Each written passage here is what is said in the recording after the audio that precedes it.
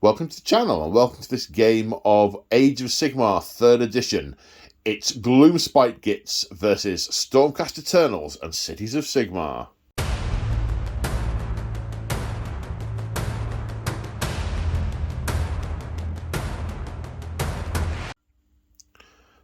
That's right, folks. Today on the channel, we return to our narrative campaign, The Siege of Excelsis. It is episode 18, the final episode in Chapter 3. Now, this is a standalone game. You don't have to have seen any of the previous games to enjoy this one. But obviously, if you are interested in the rest of the background and what's gone on so far, those games are all on the channel for you to go back and have a look at. Spoilers will follow.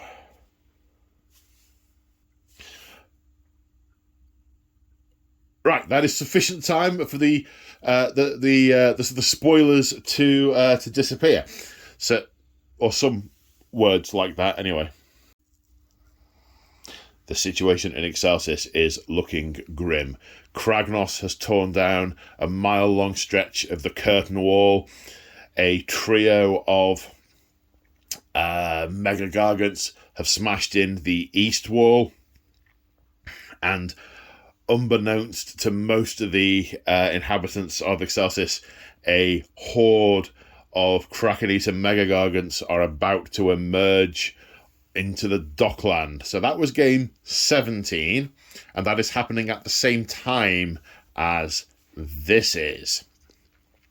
And where we are here, what is happening here is in the centre of the city, the Gloomspite Gits, under the command of the Loon King himself, Skragrot, the architect of this siege and invasion. Well, one of the architects. One of the other architect is sort of a little bit more ethereal and has only just been born. A newborn. More about them later. The very real flesh and blood and green architect is Skragrot. And whilst the Oryx are rampaging through the city, as are the Gargants, he and his forces are making judicious use of the tunnels that the Skaven have dug, and he's led his army up into the centre of the city and has found an appropriate aperture to mass his hordes by. And as the clouds move over, you can tell I'm not a meteorologist, can't you? As his scouts are peering through the hole, ready to give him the word, they excitedly see in the sky the appearance of a moon, a leering moon, a sort of yellow one with a wicked grin. It's not very good, this moon. One might describe it as a bad moon. At which point, Skragrot sends his forces into the city to cause havoc. Taken by surprise and dealing with a mass incursion of Oryx and Gargants and other miscellaneous forces of destruction, the defenders rally themselves quickly, and Stormcast Eternals of the Storm host, the Knights of Excelsis, rush to the breach to try and hold back the Green Horde, supported by battalions of Free Guild and by some of the mercenaries. In this instance, the Ogres. The city has been employing a huge amount of mercenary troops to try and bolster the city's defence. So we have a lineup of Gloomspite Gits on one side and Stormcast, Cities of Sigmar, and Ogre Moor Tribes on the other. I'm joined today on the channel by Moog. Say hi, Moog. Hi, Moog. Hey. It has been a while. It has been a while since we last recorded. It was about 18 months ago, I think. Something like that, yeah. We did a mini campaign. There were 4 or 5 of us. It was 40k. You were playing your knights. Yes. And we discovered just how unbearably complex they were in Ninth Head. It was a good game, though. It was fun. But yes, you're back. I am, yes. And you've been painting green and squig. Yes, mostly green, mostly squig. I would say green and red, but not all squigs are red. Squigs come in many different hues. I do have some different hued squigs indeed. Indeed, yes. So you've got the Loon King and his menagerie today. Yeah. We should probably mention we're playing 2,000 points. Yeah, we are. And let's tell the folks at home about the objective. We are playing the mission, as it were. We are battle plan. We are playing drawn and quartered. So this is an open war game. We should probably mention at the time of filming, we know that AoS 4 is coming. Yeah, we do. And we've had a few of the preambles. They dropped the bombshell yesterday or the day before that a lot of minis are leaving the range, including everything I'm putting on the table with the exception of the ogres. One of the things I am as well. Oh, you got a Madcap Shaman? Yeah. Yes. So, but we're filming this in April. It probably won't be released with the schedule until we know a lot more about AoS. So we may make references that are inaccurate. This may even come out after AoS 4 has been released. So, which is why I specifically said AoS 3 at the beginning. So anyone disinterested will have turned off by now. Anyway. So Drawn and Quartered is a 3rd edition open war battle plan. We have 4 objectives, 1, 2, 3, 4. Each one is placed in a table quarter, not within 12 inches of the centre, and not within 6 of the edge, or within 12 of another objective. At the end of each player's turn, they score a point for each objective they control. These points will accrue throughout the game, and at the end of the game, whoever has the most points wins. If that person has more than double their opponent, it is a major victory rather than a minor victory. Now, deployment, we're going to use the table quarters deployment, but we're going to stay 12 away from the centre because the objectives can be 12 away from the centre. We want a little bit of distance between us when we start the game as well. And I think that's it. The majority of this scenery is shout-outs, yes. The battle mat is urban mats. These stone buildings are all also urban mats. This thingy here is gamemat.eu, and the scatter terrain is March of War. The slate was from a garden centre, and the little pebbles from an aquarium. The wood, I think, that made the table was from being... You're digressing. Moog came from Nottingham. Where did you buy your shirt? Amazon, maybe? I don't know. Okay. Okay, right. Let's take a look at the armies. And here we have 2,000 points of Gloomspite Gits, and it is glorious. It doesn't look like 2,000 points, but that's because 3 models are pretty much half the army. Pretty much. Yeah, because we've got a Loon King. Yeah. Scragrot himself taking the field. Yeah. And a Colossal Squig. A Colossal Squig, yes. That's a Legends choice, isn't it? It's an old, it's a Forge World one, yeah. Dunadger. And I keep hearing Badger whenever you say that, so I'm going with Badger. It's not Badger, it's bigger than a Badger. It's a giant Badger. It's a giant Badger. No. It's a Squig. Right, and is this a Mangler Squig, or is it It is a Loon Boss on a Mangler Squig. A Loon Boss on a Mangler Squig. The general of the army. Aha. Yeah, well, Scragrot is not leading from the front. He is very much following up. Distance. Yes, indeed. Okay. He's not stupid. So, let's run through some army trait stuff before we start. So, the big thing that the Gloomspite Gits have is the Bad Moon. The Bad Moon. Now, the way the Bad Moon works is that it's shining its light at the start of the game on a quarter of the battlefield of your choice. Yeah. Then it's sort of going across the sky. So if you were to say pick this quarter, then everything in that quarter would be affected by the light of the Bad Moon. We'll go through what that does in a minute. It's funny. At the start of your subsequent turns after the first, you roll a dice. On a 4+, it moves to the next stage. Yes. The next stage is the centre, where it affects the entire battlefield. Yes. Then when it moves again, it goes to the next quarter, where it only affects that quarter. When it moves again, it goes off the table and is no longer in effect. Correct. Now, it affects different units differently. How does it affect squigs? Because that is like 90% of it. The squigs, it lets them run and charge, basically. That is it. Yeah. So I mean, they're already pretty mobile, but they just get silly. Yeah, okay. So, and then how do the regular grots get affected by it? The regular the grots under the light of the bad moon, if I use a rally, then I can return models on a 4+ rather than a 6+. Of course, yes. Yeah. So that is basically how the bad moon's going to affect the game. Yeah. Lots of running and charging. Now, you've got a sub-faction as well, which is? It is the Jaws of Mork, or Gork. Possibly Mork. Mork, definitely Mork. The Jaws of Mork. Yeah. And what does that do?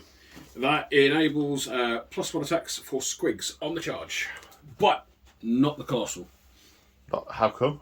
Because its teeth are too big. Does it? Why? What forbids the Colossal getting it? Right. There are 3 different types of colossal jaws, big jaws, whatever it is, in the rulebook. Right. And his are not on that list.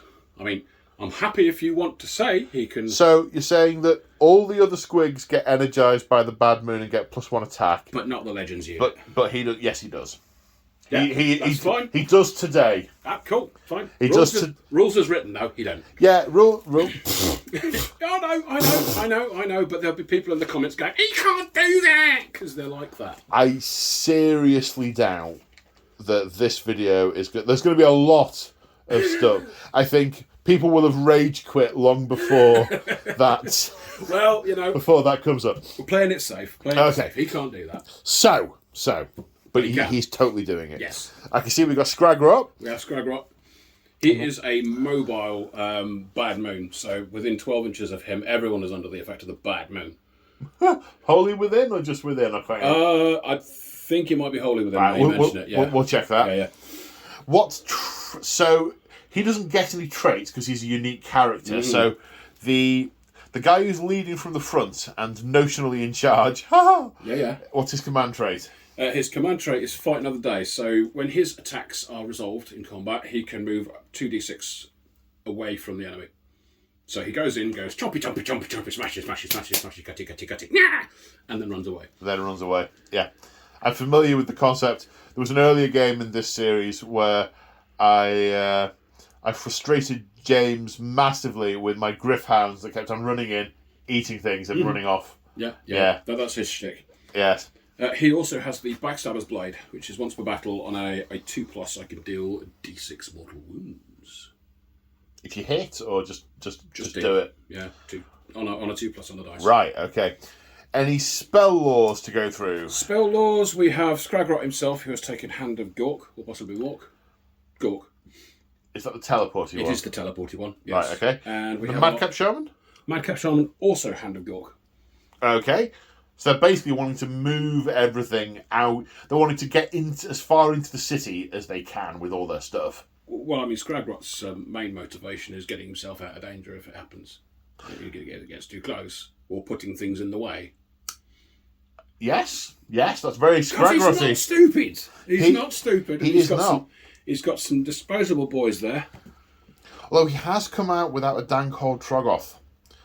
He often is accompanied by a dank old Troggoth bodyguard. He is, yes. Yeah. Sadly. No, he must have been a casualty to an earlier fight and hasn't found a new one yet. It's too big to get out of the hole. Shh. No, shh. They're like cats. They squeeze down really, really small. Fair. Okay, so we've got 10 regular stickers? Stabbers. Stabbers. Okay, so they fight. They've got nets and stuff. We'll cover what they 10? do when we get to them. 10? Did I say 10? You did say 10. There's 20 there. 5, 10, 50. There's not, What? Well, no, there is. I'm lying. I mean, there might not be. Some of them might have run away already. So is this 2 squig herds or is this 1 reinforced squig herd? That is 1 reinforced squig herd because that's a lot of teeth. Big squig herd. I can see this one's being lured backwards by the mushroom. Yeah, he is. He needs to be throwing the mushroom in forward. He's not going to last long as a squig herd like that. No, he is not. Right, and then this guy is the squig herder champion, isn't he? Yes. The hero. He has a sack full of mushrooms which have various effects, which I will probably explain when you do them. Yes. Okay. Then we've got 2 units mounted upon squigs. We have squig hoppers. Squig hoppers, yes, they are the light cavalry, as they were. They have random movement, but we'll cover what they do when we get to them. And the Boingrot bounders, they're the ones who've lived through being a squig hopper more than once, aren't they? Yes, they've survived at least one battle. Debatable about whether they're actually in charge of the mounts, but... And they are... they're stabbier, but obviously we'll cover what they do as and when we get to them. The colossal squig, what does he do? He's terrifying. He scares me. The colossal squig has a lot of large teeth and trampling feet. He's bracketable, so his stats decrease as he takes damage. Okay. But he doesn't get any more violent when he takes damage, like some other things. He has a Craig's charge, so I roll a dice, and any unit that is within 1 inch of this model after the model makes a charge move, and a 2+, that enemy suffers D3 mortal wounds. Okay. Fungoid squig explosion, so when he's killed, he gives off a cloud of fungoid spores, and things around him take damage. Okay. He has puff spores, which are these green things. Yeah, okay. Pop. Yeah. So you will subtract one from hit rolls or for attacks made with melee weapons against that model. And he can swallow things whole. No, he can't. No, he can. How much damage does basic weapon do? Basic weapon, let's have a quick look. That's not affected by his thingy. Damage, enormous jaws, D3, 8 attacks with those. Oh, that's not too bad, D3. It's not, but they can... I thought you were going to say like 5. Well, we can say 5 if you want. No, it's alright. Okay, anything we've missed, do you think? I don't think so. We did the Madcap Shaman, we've done the Squigs, we've done the Squig Boss, we've done Cavalry, we've done the Mangler and his thingies on there. Yep. I think that's it. Right-o, okay. Meep, let's take a look at the ragtag defenders of Excelsis.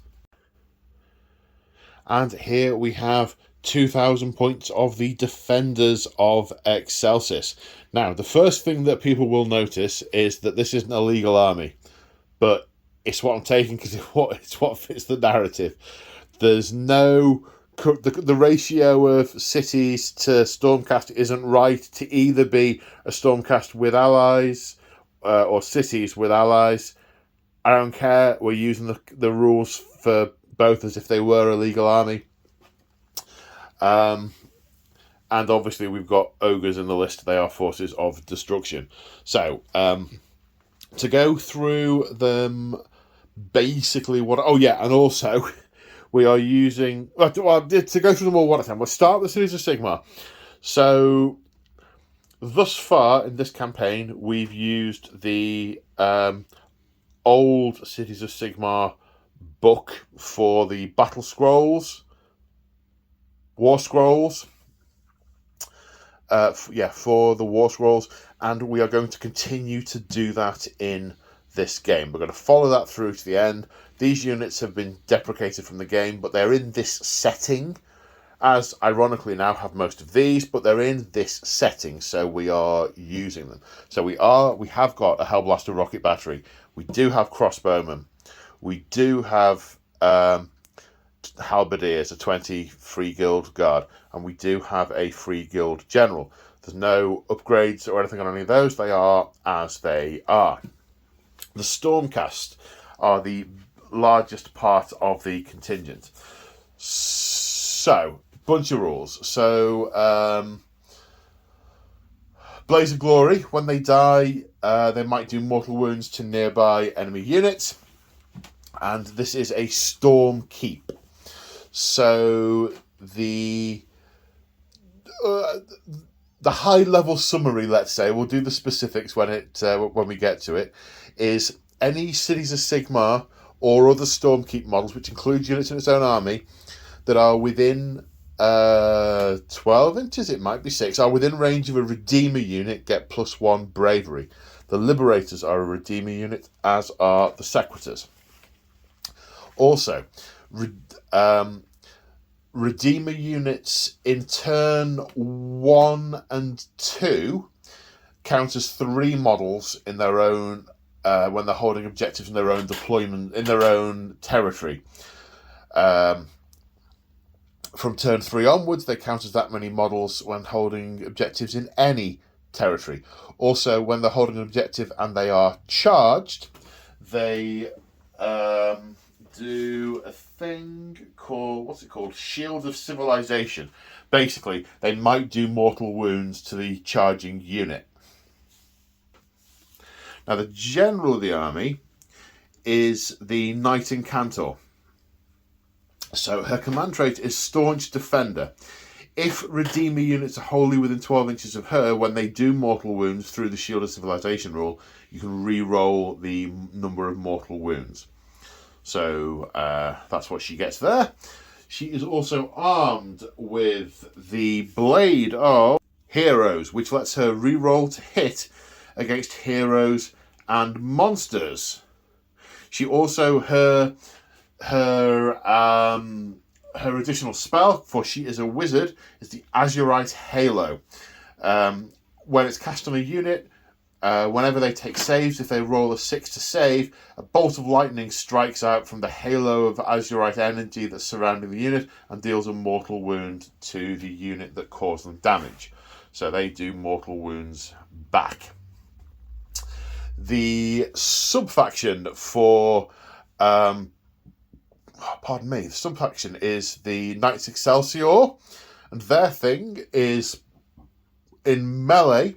If a paladin unit is outnumbered by an enemy unit, they pick an enemy unit. If they're outnumbered by it, they get +1 to hit and +1 to wound, called Storm of Annihilation. This is the only paladin unit in the army, so it may or may not happen. Plus, depends if they end up against one of the big squigs or one of the hordes of smaller squigs as to whether or not that is going to come into effect. So, yes, we have the Knight Incantor and the Sequitors, as well as the Ballista. They are all Sacrosanct. See ya. Then we have the Paladins, the Protectors, 3 with the Glaives and 2 with the Star Soul Maces that do mortal wounds. So they're the Paladins. Bye-bye. We have a unit of 10 Liberators with shields. You're kind of sticking around, but not really. And a unit of 5 Judicators with Boltstorm crossbows. Bye-bye. And then we have a... I'm going to stop that now. Then we have a Celestian Vortex. Hey, I've got a memory. Which is an endless spell, which basically moves around the table and does mortal wounds to things nearby. I think you roll, pick a unit it's moved near, roll 12 dice, and each 6 does a mortal wound. So, pretty funky. That's the Stormcasts. Then over here we have... So yes, sorry about the salt. I'm just bitter. Then over here we have... Moog has a very confused expression on his face now. He's trying to process the culinary implications and contradictions in my statement. We have a reinforced unit of Ogre Gluttons. So 12 Ogre Gluttons with Iron Fists. The Iron Fists mean they do mortal wounds back when they pass saves. And when they were saved for 6, I think. These guys are 4 wounds each. This is a monster part of the... That's a quarter of the army. Basically, 1,000 points, 500 points, 500 points. Think of anything I've missed? I don't think so. Cool. Right, let's go on to deployment. And here we are after deployment. So, we have the forces of Excelsis in this corner, which I will talk through in a moment. And over here in the, I'm going to say red corner, but in the squig corner, Yeah. we have all of the squigs. So talk me through your deployments. I already think I know what you're going to say, but please talk me through it. No, I'm now curious as to what you think I was going to say. I will be very honest. I'm going to go that way, and anything gets in my way is going to get eaten. Right, I thought you were going to say, I just put stuff on the table. Well, I also did that, obviously, because otherwise things wouldn't be on the table. But there was a little bit of method So to my it's madness. squig herds charging up the centre. Yep. Boingy stuff down the sides. Yes, probably going to deal with that knot of terror over there. Uh-oh. Yeah. And I was hoping these guys might be able to get closer to that thing, but not close enough to actually take it, because I want you to come forward and, And then I'll eat you. Loon King at the back. The best place for a Loon King to be. Absolutely. Okay, my rationale was slightly more tactical. So, artillery pieces towards the back end. These are magic, so can be made to fly. And the army's led by a wizard, so I didn't see it. Do what? It doesn't get the fly rule, but it can move and fire. They sort of go dink, and it becomes like an anti-grav thing that floats along, and they put it back down. It flies? It doesn't have the fly keyword. I mean, it's how it gets about. It's got legs and can't walk. It's not fixed in place. They don't build it and rebuild it each time. This is from the Sacrosanct Chamber. They're all magic. Yeah, all right. This, on the other hand, should have been pulled into place by a cart. However, army of wizards. I see no reason why it can't be levitated up there. Army of wizards. Cringe are a thing. Yeah, army of wizards. So, I've got the artillery and the big unit of liberators on the objective that is here. Got the gluttons ready to go and sit on that objective over there. And then eat them. Get eaten by, yes. And the... Yeah. Then over here, I've got the other knot of Redeemers, the Sacrosanct Secretors, and the Paladins to move upon to this objective with the Free Guild and hold it. And then we are boxing them in. The breach in the tunnel system is just off the table, and this is where the horde is pouring out from. Yep. So, I'm going to take that and hold it. I'm going to take that and hold it. And then all will be well in Excelsis. No, you're not. He's going to eat you. Well, then I think we should roll to see who gets priority. Yep. Good luck, sir. Good luck, but not really. 6 and 1. Okay, maybe you have luck. Right, now, do I want to get onto the objective and get a point? Get onto the objective and get a point, then you've got to get... Or do I want you to come closer so I can then be violent to you? I probably want to get onto the objectives and control them and get points. Yeah. Yes! Come closer so I can charge you. So you know what? I will actually take the first turn, despite what I just said. Yes! So, Excelsis, turn 1. So, hero phase. I attempted heroic leadership with the Knight Incantor and failed. And Moog used heroic leadership with the Madcap Shaman and succeeded. He has an extra command point. Yes. It's decided that the Bad Moon is in this quarter, and we're using this Endless Spell mini. It's just a little marker so we can remind ourselves where the Bad Moon is. So we're going to move that around as the thing moves. Yep. Right, spellcasting. My Knight Incantor is out of unbinding range of any of the enemy. So if I pass, I pass. I'm going to use her War Scroll card, Spirit Storm, cast on a 7, which casts on an 8. Any enemy unit within 18 inches subtracts 1 from run rolls and charge rolls. So, as we head towards this objective, there's marginally less chance we'll be able to be charged. Marginally. Ha-ha! Right, movement! So here we are at the end of my movement phase, and it's also actually the end of my turn. So, to talk you through, there was something I forgot in the hero phase, and Moog very graciously let me go back and do it. The Free Guild General spent a command point and issued Hold the Line, which he can give out to 3 Free Guild units within 18 inches, and it gives those units +1 to hit and +1 to wound so long as they did not move or charge in the same turn. So place it on the unit of halberdier of Freeguild Guard and the unit of Freeguild Crossbowmen. Now, obviously, they have moved this turn. However, when they get charged next turn, they will not have moved that turn, so they will get the bonus. So basically, they've moved into position and now they're holding the line. Spent a CP on at the double to run the halberdiers their maximum amount because I only needed a 2-inch run with the Sequitous to get onto the objective. Got a 1-inch run. I said, should I spend the CP? Should I not? And what are the odds? Well, 1 in 6 apparently.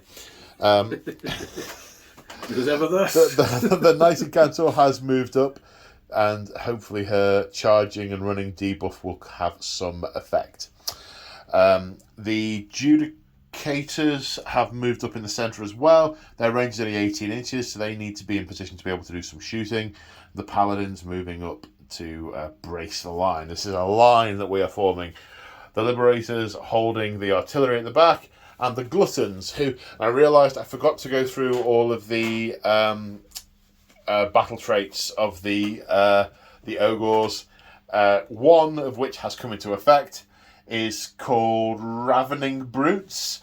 Basically, when they're in combat, they're feeding, which gives them +2 bravery, and when they're out of combat, they're hungry, which gives them +2 moves. Their move is effectively 8. They've moved up to be on that objective. So at the end of the turn, I am on 1, 2, 3 objectives for a juicy 3 points.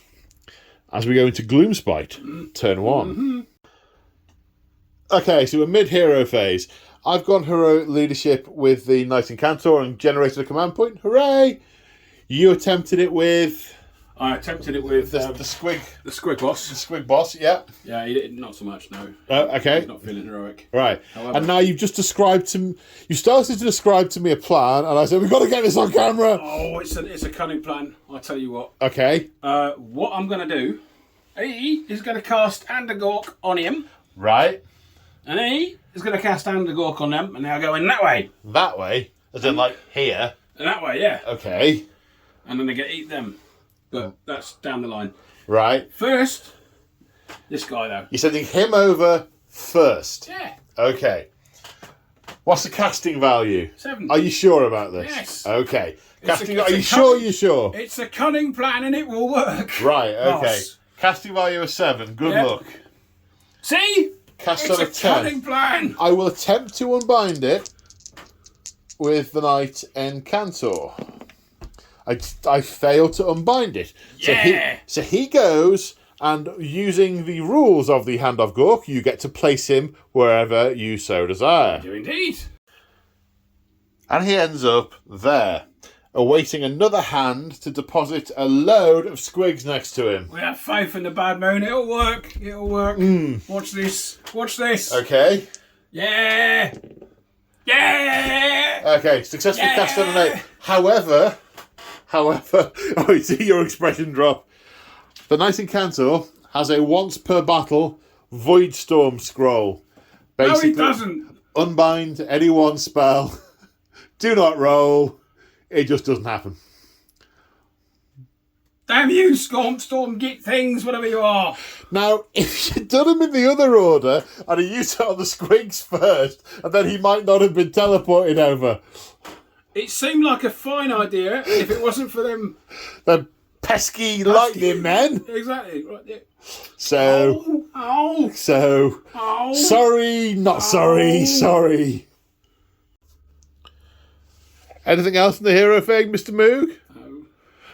I'll go there on foot. You're in the way and I'll eat you, but I'll get there eventually. And I'm sure it'll be fine when I get there. Movement. So here we are after Gloomspite movement. So slight correction to the hero phase. Of course, Scragrok can cast 2 spells, so we've gone back and done that. He's cast Mystic Shield on these squigs.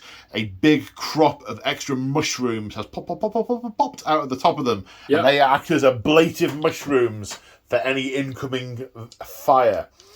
The squig hoppers, they bounced down this road until Scragglorot yelled at them, "Don't be stupid, it's going to shoot you, Dad, get in that building." And then they bounced into that building, and they now cannot be shotted. So, yeah, lots and lots of random movement. And I think it is fair to say that, Moog, you rolled low pretty much across the board, apart from those guys. Yeah. So, you've really only... Yeah, you're not far enough forward to really affect a charge. Sizing you up is what it is. Sizing you up. There was some discussion about whether to run, because the squigs can run and charge once they're under the light of the bad moon, but we checked how it's phrased, and what it means is if you're affected by the bad moon at the point of charging, you may charge even if you have already run. And the bad moon is only in that table quarter at this moment in time. I could move it. Yeah, you can. Well, you could move it now.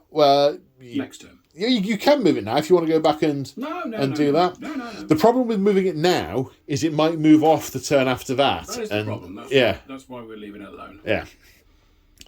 So there is some rangey shooting stuff in the army, but I mean, he's got an 8-inch range with those spores. Yeah.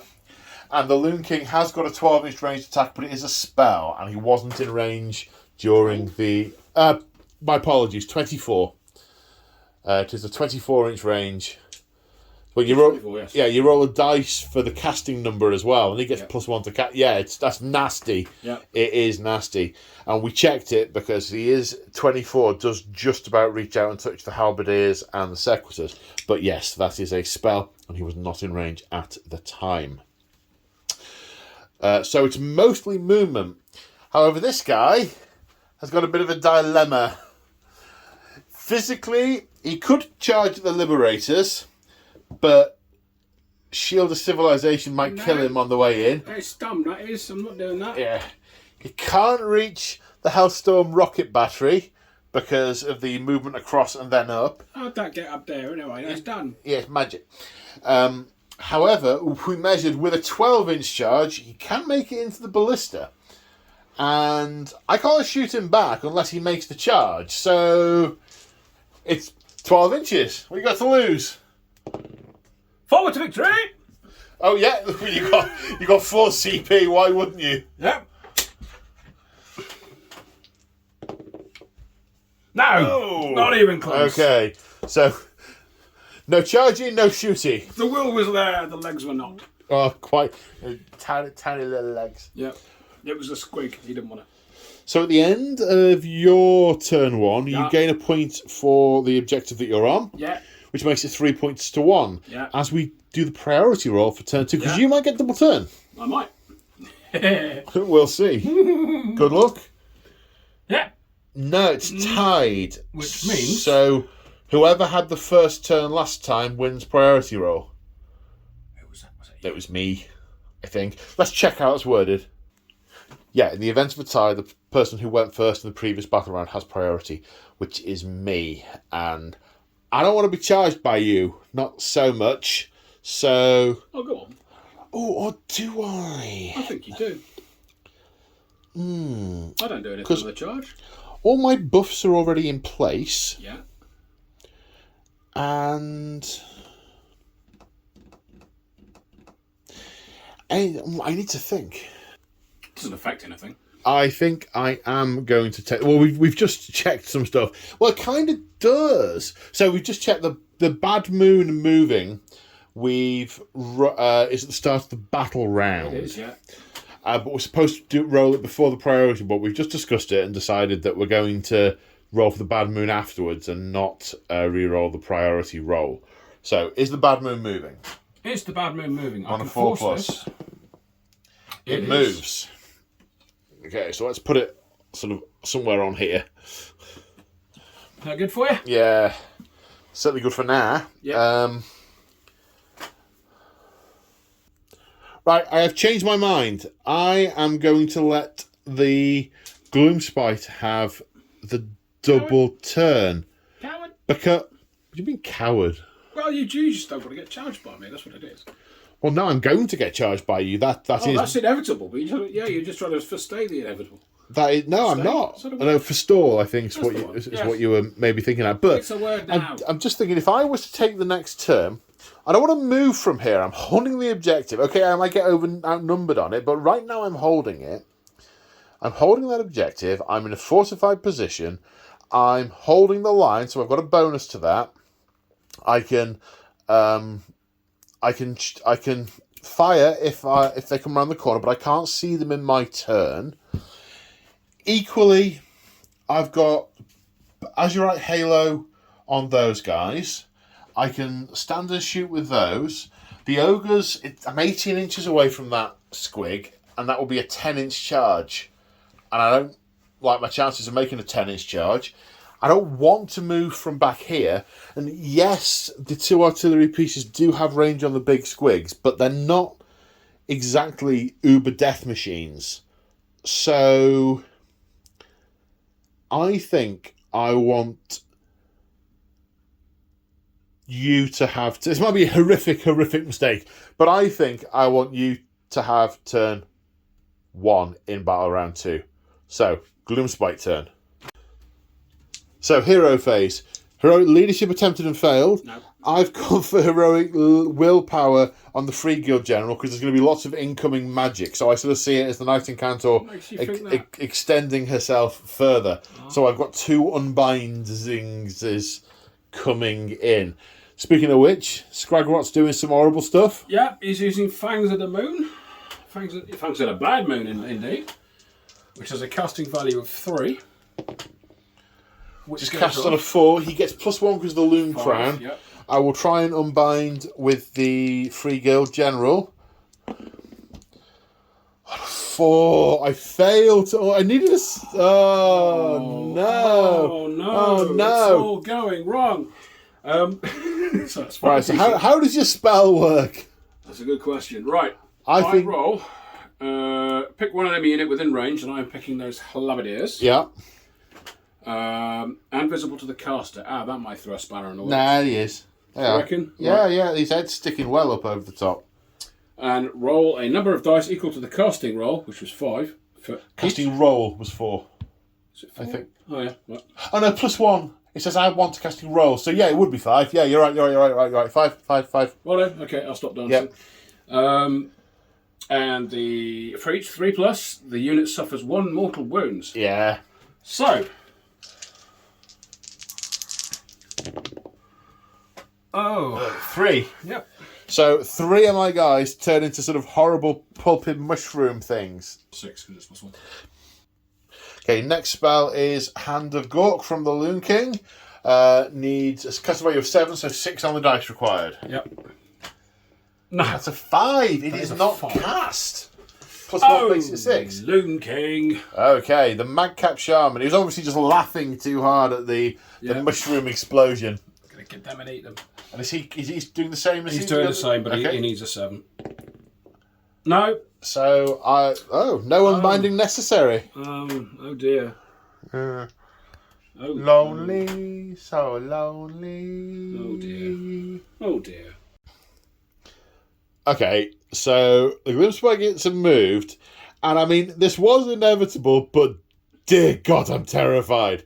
So, because the Bad Moon is in the middle, everything that is a squig can run and charge. Yeah. So everything ran. Yeah. Okay, so in order, it started with the giant squig, the colossal squig, running. The ogres redeployed. They want to eat it, but they want to get a head of steam to charge at it and smash into it. So they redeployed, and he got a 3, so that's a 6-inch charge there. However, then the squig, the mangler squig, got a little bit closer, so that might only be a 5-inch charge. The Boingrot Bounder's coming up behind him. Now he's got an ability that can buff squigs nearby up. Yeah. Super good. Only a once per battle. Yeah. But they've sort of peeled away from the Stormcast in the centre. Quite sensible, really. But then again, ogres. At least they're not Iron Guts. If they were Iron Guts, then mistakes would have been made. However... Yeah. So, over here, the... what was it called? Spirit Storm, still in effect in the night encounter, took a point off their run move. They only got to here. It's also going to take a point off their charge move, which is probably 4. The Squig Hoppers have boing to over here, had to stop 3 inches away from the Halberdier. They're also going to lose a point off their charge move, but... It may matter. Yes.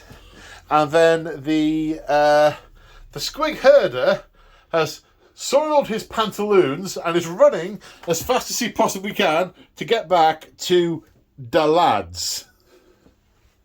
Does that about sum it up? It's a mark of heroism, a good soiling. Okay, so... Is there any ranged violence? I am sure I am in range of the Colossal Squig. I think you might be. Okay, so it's Puff Spores. 1 attack. Hitting on... 5s. That is not a 5. No, its spore has put... The wind has changed, Yeah. and the spores have been blown in a different direction. Everybody's going, yeah, we like this. And that's your shooting phase, yeah? Yeah, pretty much. Yeah, okay. Charges? All of the charges, all of the time. Right, where are you starting? Starting with him. Okay. You need a 6. I do need a 6. That is not a 6. I can't see.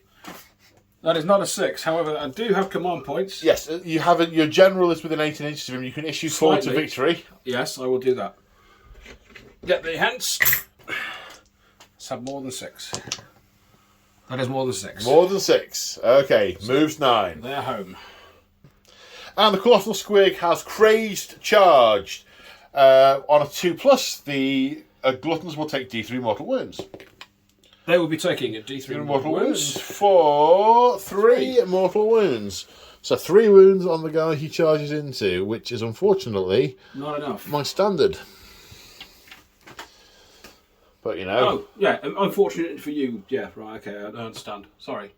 Yeah. Yeah. Yeah. Yeah. It's also unfortunate for me because he's still there. Right. What are the charges that are happening then? All of them. That one. That one. Okay. How Yeah. you probably needs a 5. We'll measure if you don't roll a 5. That is more than a 5. That is a 7. Okay, 7 is charge. So, the Mangler Squigs also have a special rule called Kasplat. Yep. Long story short, roll the dice for every model in that unit, maximum of 10, and every 4+ is a mortal wound. And normally I don't like the maximums thing, but I think it's based on his size and how much he's actually barreling through. So on this instance, I think it probably does make sense. Yeah. If it was like a unit of 60 clan rats, it wouldn't make too much sense. Anyway, 4+. Yeah, 4+. Let's see there. That's gone. That's gone. That's gone. 1? Yeah. 1? The Bad Moon has spoken. 1? So we have an Ogre down, we have an Ogre down. Serves him right for carrying a flag. Right, now the Boingrot Bounders. Boingrot Bounders are... 11, they're in. Big 11. And the Boingrot Bounders end up here. Now they have some kind of impact hit, do they not, sir? They do indeed. Right, how does that work? That is, they get a +1 damage and +1 rend on the first attack with their lances. So it's not an impact. It's not an impact hit. Oh, hang on. Pausing. Okay, note to self. Say the word pause after I've paused it. Slight insight there into how these things vaguely work. Right, now, so they get Boing Smash. Yes. Roll the dice for each unit in the model in the Boingrot Bounders. On a 4+, they do a mortal wound. So another 10 dice on 4+. Yeah, that's much better. Yeah, that balances it out a bit. Yeah, a little bit. So that's, what, 7? 7. Okay, kills an Ogre and a half. An Ogre and 3/4 even. Now the Squig Hopper's charging in. Yeah. -1 to the roll. That's not great. No. They're going nowhere. You could forward to victory. You have a CP. I've used forward to victory. It doesn't matter, not in this garage. I do have Same reason it didn't matter you cast Hand of Gork twice before. It's the way we roll. Okay. If you want to. You don't have to, but if you want to. No, I don't think I will. I think I'll leave them there because I have plans. Okay. Other charges? Other charges on these squigs, they're going into the... Well, they're going somewhere. -1. So 8 - 1 is 7. And the squigs end up here. I can't see anything in the core rules about the being within half an inch of what I'm going to call a barricade. It might be there. I thought I had seen it, but either way, we're going to play that as counting as being in base to base. So we're going to measure from the edge of the wall for both sides.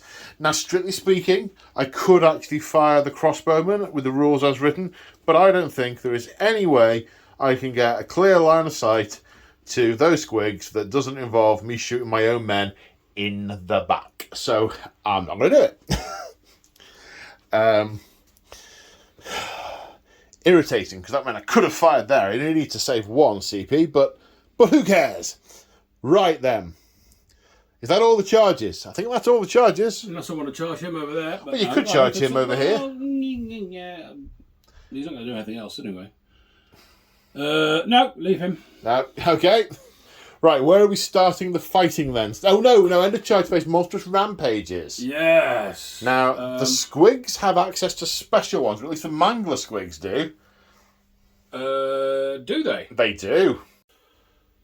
So, the mangler squig has access to giant boings. So it does. I knew that. In the back of my head, I knew that. But... So, it gets a 3d6 move. Yep. And it can jump over into joining thingies, into thingying. Whoa, I mean... 12 inches, as long as it finishes within 3 inches of an enemy unit.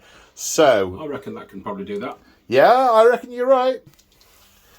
And he ends up here over a carefully planned defensive screen of Ogre. Now, the Colossal Squig is going to roar, I believe. Yes, indeed. On a 3+, I may neither... 1 dice... I may neither give or receive orders on a 3+, because I is scared. No. That is a 2. You don't scare off. You know what you look like? Tasty.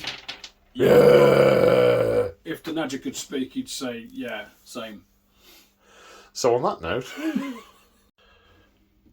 okay, so at the start of the combat phase, the... what's it called? Loom Boss. The Loom Boss on Mangler Squig yes. is using his once per battle ability called Bite the Bad Moon. Yes. All Squig units wholly within 18 inches, which is himself, the Boingrot Bounders, and the Colossal Squig, gain +1 to wound. Yep. And Moog is activating the Colossal Squig first. Yep. Its weapon is, you did tell me, Enormous Jaws? Enormous Jaws. Enormous Jaws has 8 attacks. I am all out defending. Yes, you are, because my roar didn't go off. Right, yes, so it's 2s and 2s. So, remind me why it's 2s to hit. Was it +1 because of, or does he hit on 2s? Naturally 2s, I think. Ah, right, okay. Just double check that. Yes, it is 2s. Naturally 2s. And +1 to wound because of Bite the Bad Moon. Yep. Okay, so 6 hits. Wounding on 2s. That's a lot of wounds. Oh. So we've just had a moment where we've just been back and checked something. The rolls to hit for this guy, if they go to... if the 6 is to hit, they go straight to mortal wounds. So we've been back, checked the footage. There were 2 went straight to mortal wounds. Yep. We would randomise these, but these are all wounds anyway. So 2 go straight to mortals. They do D3 damage each for 3. So that's 3 damage taken already. Now, what's the rend on these jaws? The rend on these jaws is 2, I believe. 2, okay. With All Out Defend, my save is going up to 4s. So -2, I am 6s to save. I failed to save any of them. 4d3 damage. Yep.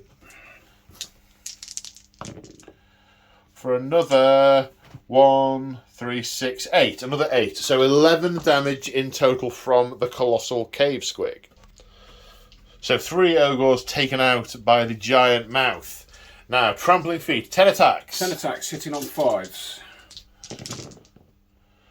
That's more than no 5s. That's 4 5s. Yep. Wounding on what normally? Normally on a 3+. So 2s, because he's biting the Bad Moon. Let me just double check that one.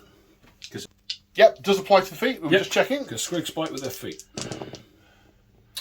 But not the 2 1s. They are fails anyway. So that's 2. What's the rend?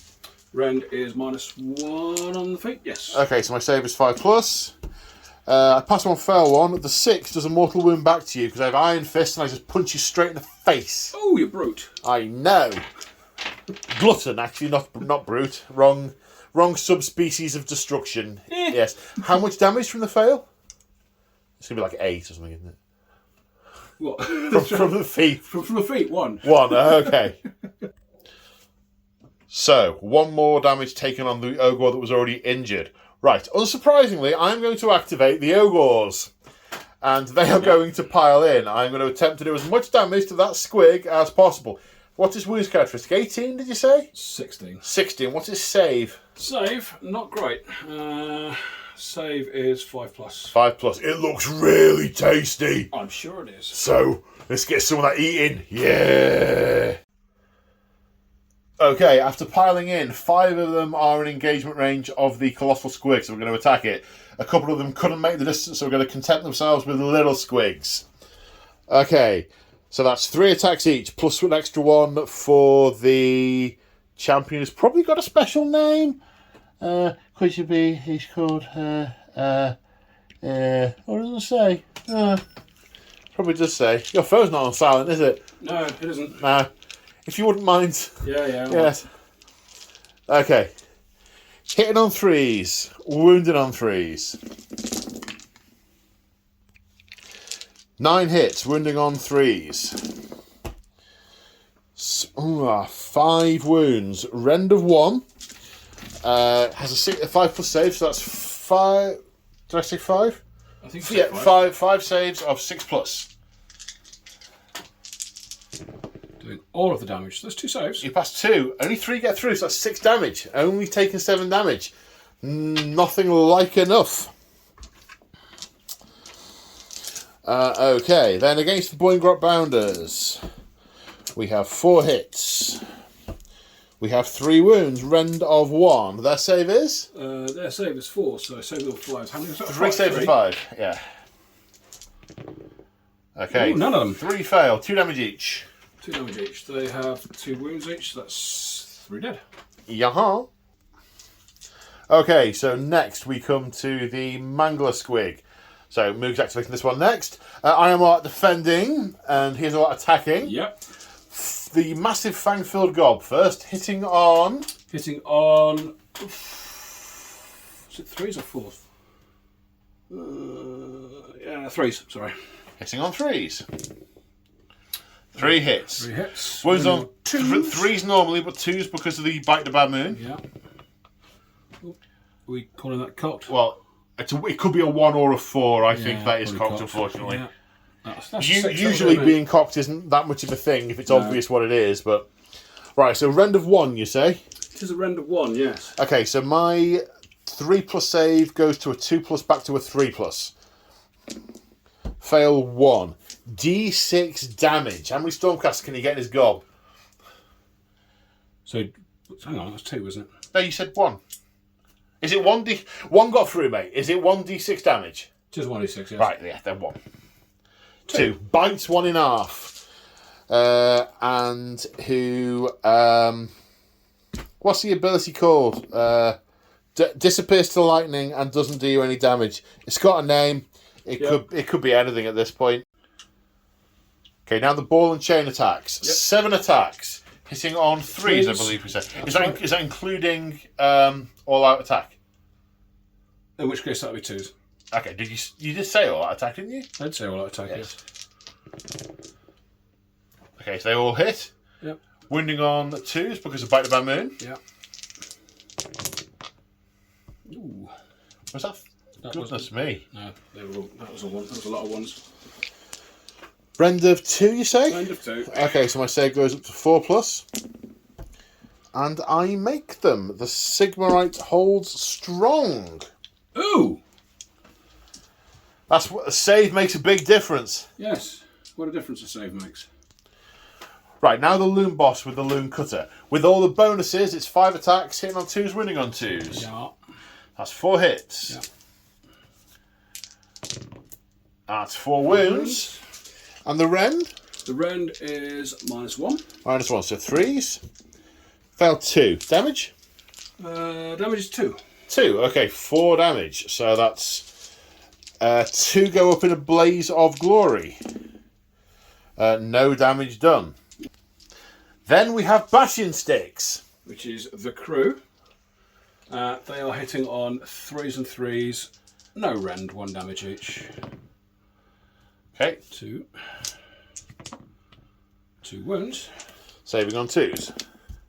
Both save. You said no rend, didn't you? I did say no rend. Okay. I can apply rend if you want. No. Tis fine. Really, tis. There is a thing that he does once he has dealt his damage in a combat. And now with his command ability, Fight Another Day, he legs it. 2d6. Oh, that's 5 not inches. Good. That's not good. Where's he going to run to? Uh-oh. And he ends up here, still in combat with the ogres who've already fought, and just out of range of the liberators.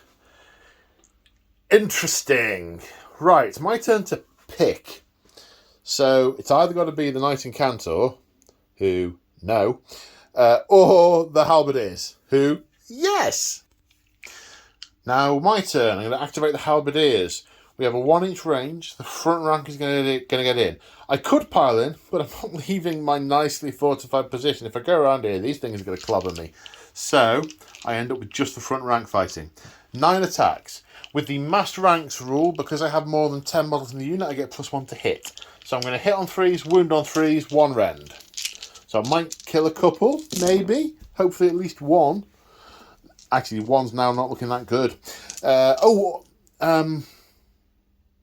They held the line, so they're +2 to hit. So they're all... Yes, the 1s fail. There was another buff on them. Was that defensive? Yes, that's the one I'm referring to. Yeah. Also hold the line, gives them +1 to wound. So actually, I'm hitting on 2s, wounding on 2s. So that's 6 hits. Oh, and I fell with 2 more. Okay, 4. 4 at rend 1. They save 6, did you say? Yeah, I saved 6, yes. There's no save. I do have 2 wounds each. 2 wounds each, so 2 of them die. Okay, after pile in, the squigs are lapping around this way.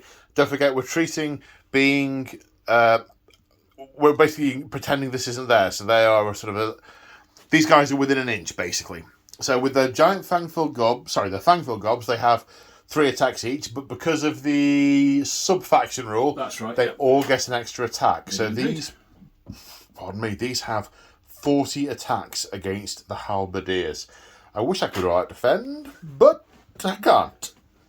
Shame I didn't get all 20 into contact, isn't it? Well, quite, yes. It's a shame I didn't get to be able to shoot at them, or... So there are a lot of shames at the moment. Lots of shame. Hitting on 4s.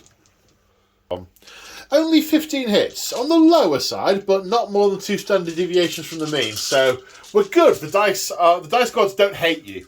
Oh yeah, they don't. Not statistically, anyway. No. Hitting on 3s. No, only on 3s. So that's 8 saves at round 1. Have a 5 up save, so 6s. 1 passed.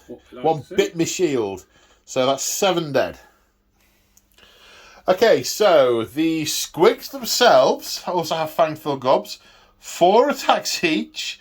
So that's 7 remaining. 20. Yep. I absolutely should have piled in on them and wiped them out, rather than going for the Colossal Squig. Mistakes were made, and ogres were eaten. Right, 28 attacks, hitting on 4s. And wounding on 2s, because I remember he's got the thing for Because he's fighting the bad moon. So, hit on 4s. 14 hits, wounding on 2s because of Bite the Mamboon. A couple of ones in there. Only 2 of them, so that's 12. 12 saves to take. Yep. So that's 12 saves required at -1 rend. The ogres are still all out defensed, so 5s and 6s to save. Only the 1 6. My Iron Fist has 1 mortal wound back. Don't even chin 1 to death. Right, they all passed, which means these failed. That's 6 wounds. 1 kills this guy. And another 4 kill that guy. Which puts a point of damage on this guy. I'm tough. Yeah, I know. It's 500 point unit. Well, 480 point unit. You are systematically demolishing. Well, I've thrown an awful lot of points at it. Well, you have indeed. I mean, the systematic demolishment, not a complaint, merely an observation. Why isn't it? Well, you're not complaining, right? I'll continue demolishing. Okay, well, you have got riders. Okay, 2 attacks each. Hitting on 4s, wounding on 3s. Yep. Okay, they don't get the squig bonuses because they are the riders. 7 hits, wounding on 3. That was a drop dice. Just at the point I turned the camera on. Pick it up. 7 hits, wounding on 3s. I wanted that one. Wounding on 3s. Look at that. Ow. That's 3 fails, so 4. Now these are rend 2. Rend 2 and damage 2. Damage 2. So I really want to see those 6s. I don't. There's 1. Well, 3 get through, so that's 6 damage, but there's immortal wound back. So in total I've chinned 1 to death. Have you though? Well, the 2 wounds each, aren't they? They are 2 wounds. You have. I did 1 earlier. I don't think we marked it up. Okay. Yeah, we did from the saves earlier. One of them. No, that's fine. Yes, I know. I was just trying to work out which. Yeah. So I've taken another 6 damage. So 1, 2, 3 kills him. 4, 5, 6 makes him really poorly. Now we come to Battle Shock. This free guild unit lost 10. 10 plus d6 is 16. My bravery is 5, plus 1 for my standard is 6, which means 10 run away. The entire unit are routed. And by routed, I mean eaten. Now, Battle Shock for the squigs. They lost 2. Yep. Ooh, that's not good. Well, 4, actually. 4. Their bravery is 3. One of them is going to run away. The squig herder loses control of one.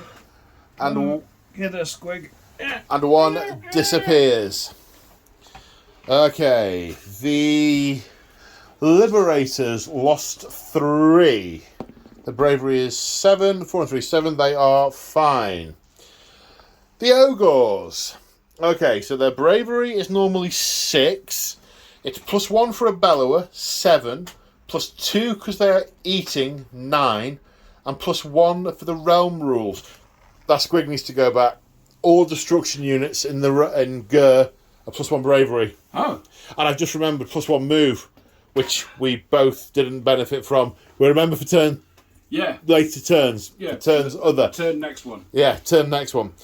So technically they are bravery 10 as it stands, which is a good job because 8 died.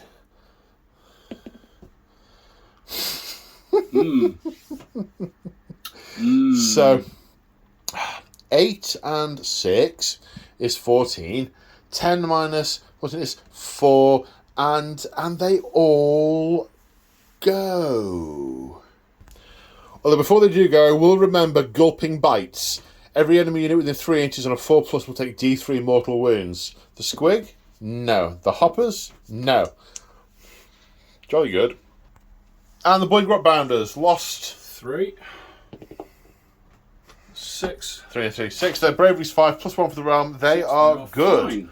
And considering how smashy that has gone, I mean, I did not expect.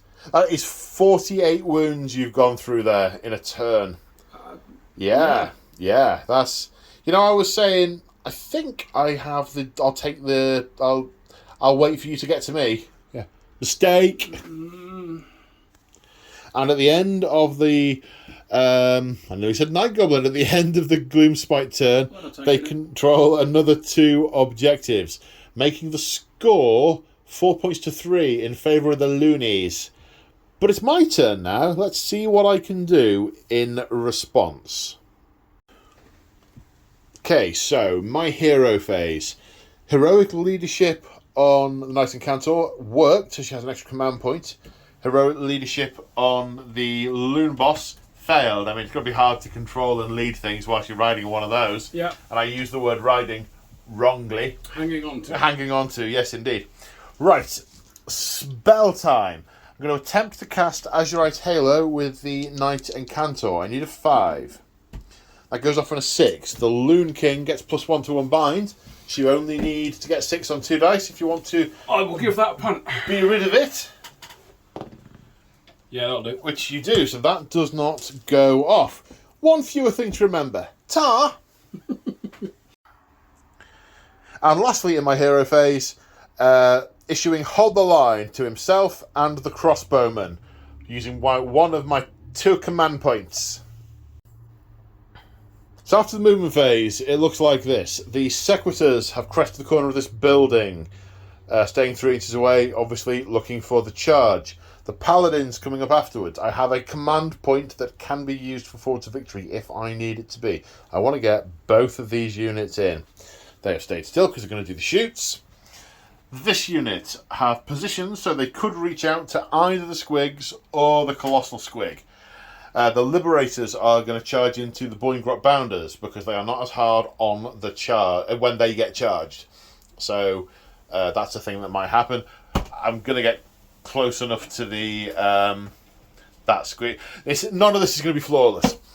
No, and it's not, because I'm going to redeploy. Right, okay, that was the last unit I moved. So CP away and remove D6. For 5. Boing. Oh, he's redeploying. Yeah. Right. I mean, that is...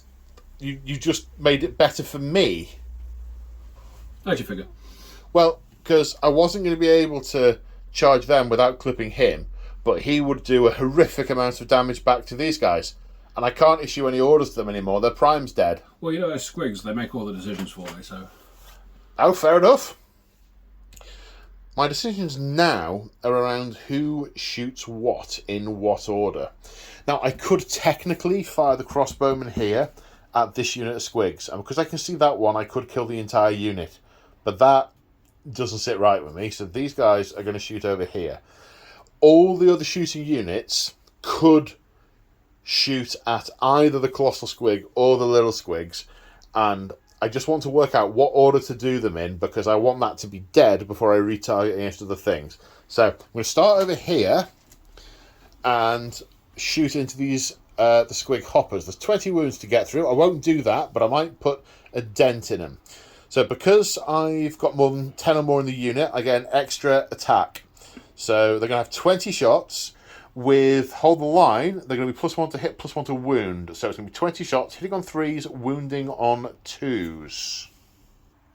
21 shots, extra 1 for the champion, hitting on 3s. 14 hits, wounding on 2s. That's far more 1s than I would realistically want. I'm comfortable with that. That's 5, so that's 5, 9 saves, a 6+. Okay. 5, 6, 7, 8, 9.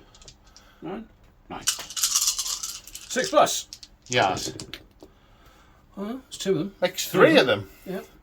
2, 4, 6. Kills 3. Oh, I had been hoping for more, you know. Right, now we're going to the Celestar Ballista, which is firing at the Colossal Squig. Range 36, 1 attack, hitting on a 3. Hits. Wounding on a 2. Wounds. Rend 3. Rend 3. I don't think the Colossal Squig has much in the way of armour. It It certainly had- punches through that. It had 4 earlier. So 3 would get through that. But Yep. roll it and then we'll check. If you get a 6, we'll see if it's got a 3+ save. We'll Check check it. Okay, so it has a 4+ save, so that goes straight through for D6. I've just rolled 2 6s in a row. Oh no. 6! Wow, okay. Well, I think somebody's So- making pacts with the devil. 6 more damage. Careful now. So that is 6, 13. It has 3 left, I It believe. does. Now the Hellstorm Rocket Battery. 3 attacks at the Colossal Squig. It would be 5s to hit, but because I'm firing all 3 attacks at the same target, it's 4s to hit. 2 hits. 3s to wound. 1 wound. Rend of 2s. You have a 6+ I save. do have a 6+ save. This is where I want that 6. Oh, that looks like a 6 to That me. looks like a 6. Okay, right. So that answers that then. I put the Judicators in. All of them. It's overkill, probably, but I want it dead. Right, first off, the Thunderbolt Crossbow. 2 attacks, hitting on 3s. 1 hits. Wounding on a 3. Wounds. Render 2, so save the 6. Nope. No, 2 damage. Okay. So it's taken 14. No, One damage left. it's taken 15 out of 16. Yep. Right, so 8 shots with the Boltstorm crossbows. 8 shots, plus an extra one for the prime. Hitting on 3s. Well, that is 2, 4, 6, 7 hits. However, because of the rapid fire rule, each hit counts as 2 hits. So that's 14 hits. Wounding on 3s. I think it's dead. 5, 10. No rend, so 10 saves of 4+. You do have to pass them all, though. Yeah, I don't think that's going to happen, but we'll give it a go. Why not? I mean, it could. It could. Stranger things have happened. Well, quite. 10, In 16th century Burgundy, it rained herring. Yeah, 10 at 4+. No. You only failed 3, but it has it's demised. 2 more than I needed to 2 fail. more than you needed to fail, indeed. In fact, it's 3 more than I needed to fail. Well, quite. So it turns out the Colossal Squig has a fungoid explosion on death, which could do lots of damage at the point it dies. Yeah. So thankfully, I killed it from range. But when it dies, you can set up a unit of 5 squigs. Yep. Anywhere within 9 inches and more than 3, because they just sort of like morphed out of its belly. Yep. The randomness of the Bad Moon. It was fantastic, isn't it? No. It is. There's so much fun. I guess it's literally fantastic, but no. They're great. Right. They fired. Oh, they fired and they're still there. Ugh. Right. First, all the shooting's been done, I think. They fired. No gun. Fired. No gun. Fired. Right, we must be on to charges.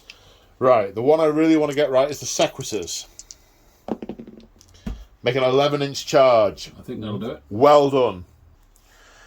And they end up here. They obviously, stylistically, these guys are all charging in one long clump. These are faster. They're going further around to harry the edges. These are just going to wade through the centre. So the Paladins go in. A 3 is not enough. Forward to victory with my 1 CP. Please, Sigmar. 9. That'll do it. Is enough. And they make it in here. Then the Free Guild General, yelling to his halberdiers, "Form the line! Form the line!" He charges up to where they were. And none of them listened to him, which they all ran away last turn. But that's where he's ended up.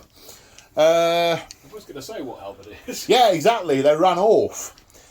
And 1 remaining charge. The Liberators, just because I don't want to be charged by the Boingrot Bounders, so I have. Why? Why? Why? They're fine. Why? For Sigmar! 10. And the Liberators have ended up here. However, I think I have moved too close to the to these. I think you have. And I think that's pulled him in. Now, Moog has obviously said, "Oh, you don't, readjust," but I don't like doing that. In character, these guys have tried to avoid it, but game mechanic wise, I've overstretched. They've gone too far forward. He's going to engage, so it's what it is. Right, you get a Monstrous Rampage at the end of the charge phase. Monstrous Rampage. You're going to stomp. I'm trying to decide whether I want to do my 2d6 move. Okay. Is it 2d6 or 3d6? Some amount of d6. Some amount of move. And if I do, where will I go? Okay. Well, you can ponder that offline. And Moog is going to use the Super Boing. Yeah, Super Boing. And you move 11 inches. 11 inches. And it's ended up here, engaged with adjudicators, and it's going to delete them. And I think my mistake was targeting the giant squig. I should have murderized that one instead. Coulda, woulda, shoulda, didn't I? Didn't I? Didn't I? You never know, but I might get double turn, but my men will be dead. So, let's... I think you've had enough turns. I think it's my... This is only my second one. It's my second one. Right, okay. I am going to... I'm going to activate the Paladins. They are going to gain the benefit of the Storm of Annihilation ability, and they're going to target the squigs. So they are going to get +1 to hit and +1 to wound from Storm of Annihilation. Now, there's one guy who I can't get close enough because it's a 1-inch range with these massive, massive maces. So one of the star maces is out. The others, however, are all in. So the 1-star mace that's in, this is nice and easy. On a 2+, it just does D3 mortal wounds. That's a 2+. Yeah. For 2 mortal wounds. Kills a squig. It does. So that's 2 wounds. The other 3 guys, they have 5 attacks each with their glaives, plus an extra one, for the prime. And with Storm of Annihilation, these are going to hit on 2s and wound on 2s.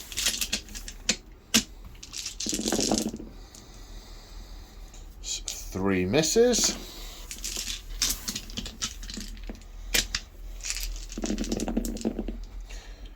And 3 fail to wound. Any wound? At least 1. So that blends 5 squigs. Yep. Plus the other one, 6 dead squigs. There's just so many wounds in this unit. Okay, so the squig herd is piling in and attacking. 3 are going into the protectors with 3 attacks each. Their extra bonus +1 for the faction rule is if they charge, which they did not. They did not. 9 attacks hitting on 3s. Oh, sorry, 4s. It's hitting on 4s, wounding on 3s. That's not great. Right, so 2 wounding on 3s.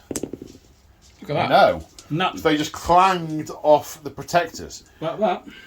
Right, you've now got 5 squigs going into the sequitors. The sequitors are using their etheric channeling for... sorry, I thought it had the different abilities to have different names, but they don't. They're going to gain a 5+ ward save.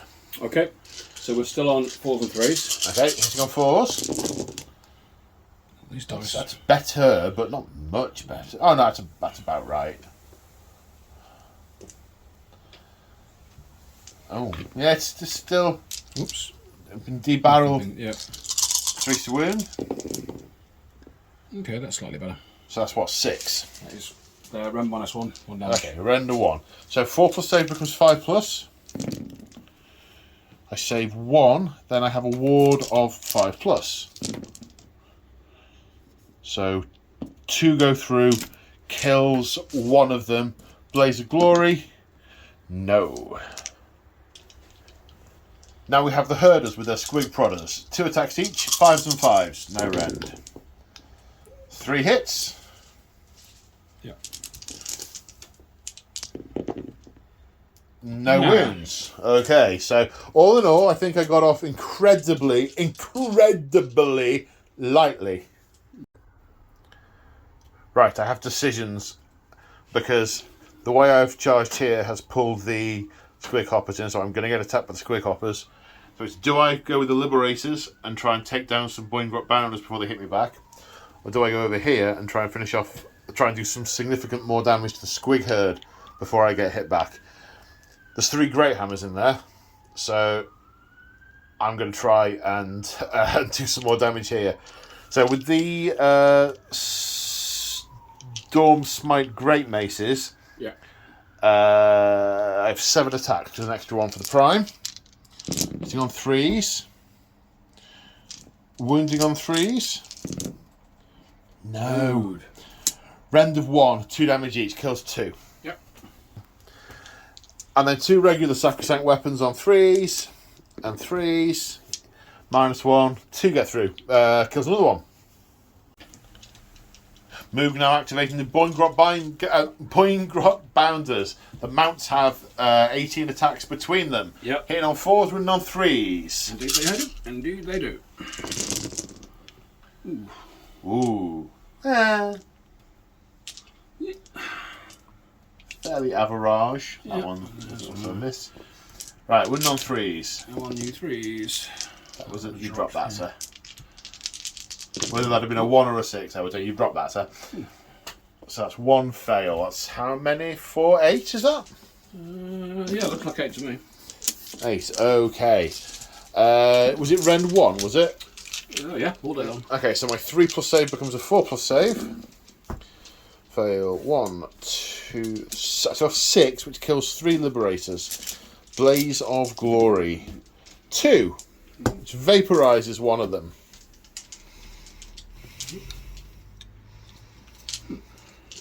So one of them dies to, Sigmarite Lightning. What am I? Now, the Riders have 2 attacks each. They do indeed. How many's in contact now? 1, 2, 3, 4. You get to pile in. 3 each pile in. So that's 5. So that's 10 attacks. 1, 2, 3, 4, 5. Right. What are they hitting on? They are hitting on 4s, wounding on 3s. I'm just making sure the Lancers, that's only on the charge. Okay, right. Do they have rend on the not charge, don't they? 1 rend. 1 rend, yeah. Okay, so they are the charge same. They're the same as the squeak then. Yeah. Okay. Yeah, so 4s and 3s. Yeah. Dunk, dunk, dunk. Yaha. Whoop. Then 3s to wound. 3s to wound. Not great. 3 saves at -1. Yep. 4s. 1 gets through. Wound put 1 on damage. another guy. 1 damage. Okay. Oh, extra attack for the Yep. Bobby there. Sorry. Yep. Go on. Yep. Yep. Nope. Gets him. I wouldn't have picked that guy as a casualty, but I did. Because the other guy's up there. But Blaze of Glory? No, nothing. Now the Judicators are going to attack with their Storm Gladiuses. 1 attack each, hitting on 3s. Wounding on 4s. 1. Render 1. Render 1. Okay, I have a save of 4, so that'll be 5. No. Have some of that. 1 damage. 1 damage? Now the Mauler Squig is going to activate. Yep. 4 attacks with its giant fang-filled gob. Ooge, fang-filled Ooge. gob. Freeze and freeze. Oh. 2 hits. 2 hits. Twits. Freeze and freeze. 1. 1 wound. Rend of 1, was it? 1. Yeah, only 1. So 1 save of 5+, which I failed. D6 damage. D6 damage. That's a 6. Okay, kills 3 of them. Ooh! Oh my dude! Yes. Okay, so 6 Blaze of Glory rolls. Ooh. Bye then. Runaway dice don't count. That's 1 mortal wound. 1. 7 attacks with balls and chains. 3s to hit. No good, no good. What's that? That's 5 hits. Yep, wounding on 3s. Also winning on 3s. No, that's no good. 2. Yeah. Render 2, you say? Render 2. Okay, saving on 6s. No. How many damage? D3. Oh, that's not For great. 3. Okay, that's going to kill the Prime. And put a wound on the last guy. Him go boom. Him go boom. No damage. Boo. Less. And the Loon Cutter. Loon Cutter is 5 attacks, 3s and 3s. 2 hits. 1 wound. Rend. And -1. Save for 5. No. 2 damage. Kills him. That's the unit gone. Now I'm activating the Free Guild General. Again, the same thing we're saying about the wall because of ease of placing the models. We don't want it to look all silly. 3 attacks with my Spyhander. Hitting on 3s. 1 hit. Wounding on a 3. That's a wound. That's a wound. Render 2, D3 damage. For 1. Wounds a squig. Yeah. Now the squig hoppers pile in. There's 4 get in, so that's 4 fang-filled gobs. 12 attacks hitting on 4s. Hitting on 4s, wounding on 3s. If we get that far. 24s. Ooh, that's not great. 4. Yeah. And wounding on 3s. 1. Rend of 1, save for 5. Yeah. No, but ward save for 5. Also no. A point of damage taken. Now the riders, 3 riders. 3 riders. 3 riders? One of which is a champion. 4 riders, sorry, 4 riders, one of which is a champion. 5, sir. 9 attacks. It's 9 attacks. Hitting on? Hitting on 4s. Yes, 4s. Wounding on also 4s. That's not great. That's not bad, actually. That's pretty good. Yeah, that's... Yeah. Okay, in fact, we'll go full Statler and Waldorf on that. That is entirely statistically average. Yes. What did I say? 4s. 4s. Yeah. There we go. Okay, 3. Any rend? No. 3 saves to 4 plus. Sharpen bits of metal. 2 get through. 2 saves, 2 ward saves to 5 plus. 1 pass, 1 fail, which kills the one who was wounded. 5 damage. Just kidding. You fib, sir. Yep. You fib. Thingy. No damage from that. Now the Knight Incantor. 3 attacks with her Incantor staff. Hitting on 3s. 1 hit. Wounding on a 3. Rend of 1. 2 damage. Kills the squig.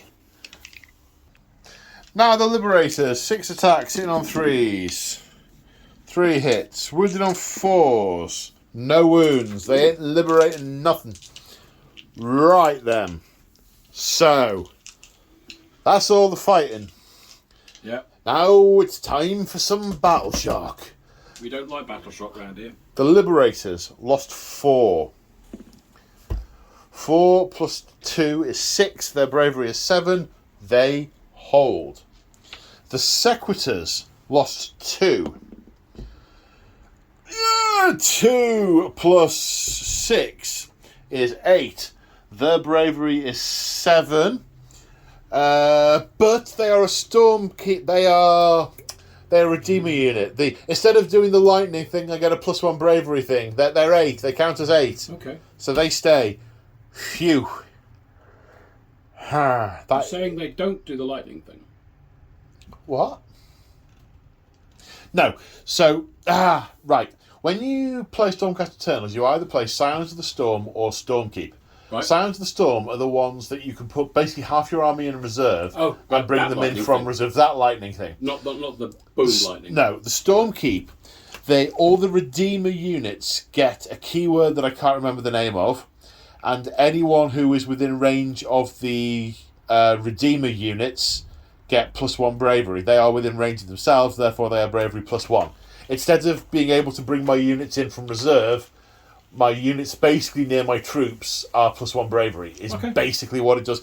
And they'd have had another point of bravery as well. So the Halberdiers, I realised he would have given them +1 bravery. They would have given them +1 bravery. I'd have had 2 Halberdiers left. Me and my brain memory knots thing. Right, now the Boingrot Browners, their bravery is 5, but because they are destruction and we are in Gur, it is 6. Yep. They lost 2. 2 plus 2 is 4. They are fine. Right, these guys lost 3, the Squig Hoppers. Yeah. Did they? I thought they lost way more than that. The Squig Hoppers just lost 4. There's 7 left. Yeah. They lost 3. 4 plus 3 is 7. So if their bravery is 6, one of them runs away. Yep. Now the Squig Herd, bravery 3, but because we're in Gur, they are bravery 4. How many did you just say? 10 died? 10 that round. 10 have died this round. So 10 plus d6. Can't see. 15. 15. 15 minus 4 is 11. 11 models flee. Okay. There are 12 models left in the unit. You lucky boy! Ooh. But because of the Squig's Gone Wild rule, you roll a dice for each squig that runs. 8 squigs just ran. Yep. And on a 2+, they do a mortal wound to a unit within 1 inch. We should have done this earlier technically, but what we're going to do is say 4 go into those and 4 go into those. 4 into each unit. So you've got to do them in 2 lots of 4, mate. So 4 into the Paladins. So that's 3 mortal wounds. 1 of the Paladins dies. So we're going to kill him. And then 4 into the others. On 2+, kills 2. It's going to kill that one. And that actually... No, there were more over here, weren't there? It's going to kill those two, which includes the Prime. However, Blaze of Glory, 1-6. He takes a wound, but they have 2 each. Still not dead. Lucky.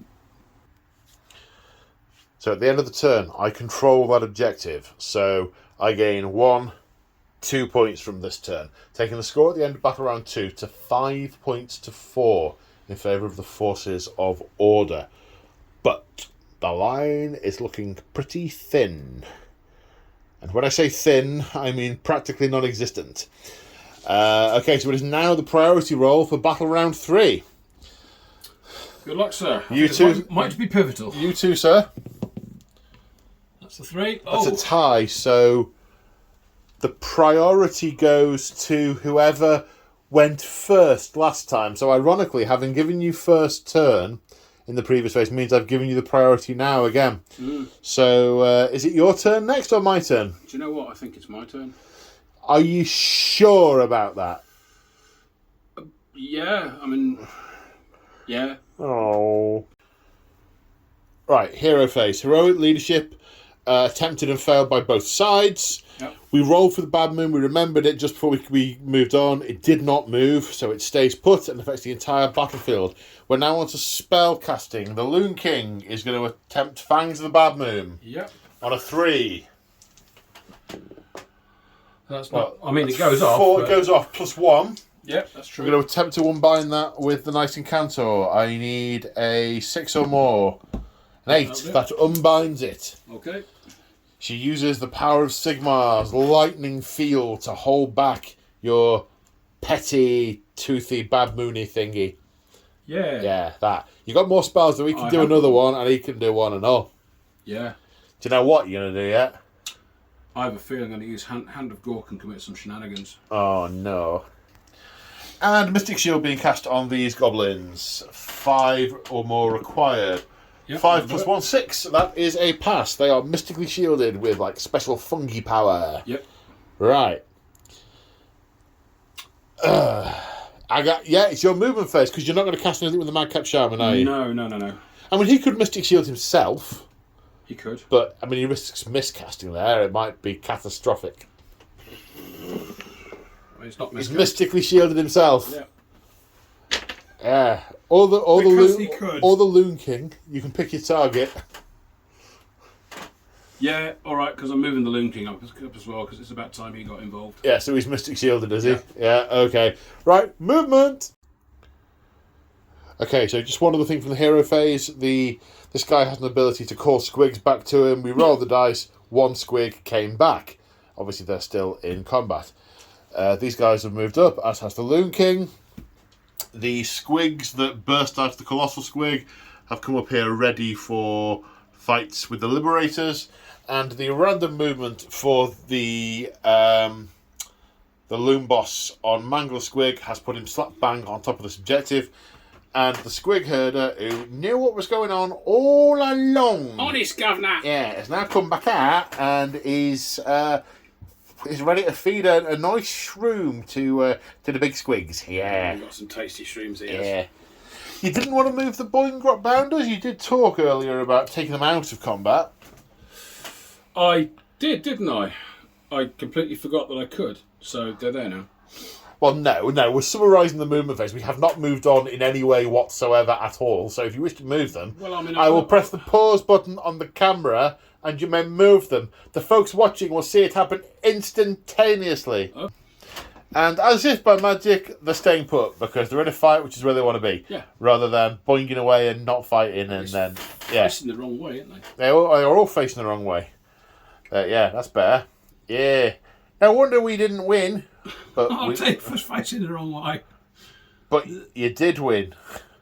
Oh, yeah, that. Okay, shooting phase. That was quick. Charges. Oh yeah, I've lost my source of boinginess. Yes, yeah. Indeed. Right, what are we charging first? Do you need to think? Always. So, there is much charging. Right, the Mangler Squig. 2d6. I can charge 6 inches, but because it has the fly keyword, we only need to measure horizontal distance, so it can get to either unit. And it boings all the way to up here. These squigs are charging anything but double 1. No, They're in. that is anything but double 1. And over here we have a 6-inch charge. That goes off. It does indeed. And they end up here. Long bomb charge for Scragrot. Nope, that's definitely not enough. So that is all the charges. Monstrous Rampage. You try and stomp on me? I think it would be rude not to. Okay, on a 2+, I take D3 mortal wounds. That is a 2+. That is indeed a 2+. And now I take D3 mortal wounds. Yes, you do. For 3. Okay. 3 damage taken there. Right, now we come on to the fight phase. Do you know where you want to start? Yes, I do. Okay, where? I'm going to start there. There? Yeah, that's what I'd have picked. Okay, so these goblins pile it. Grots pile in. All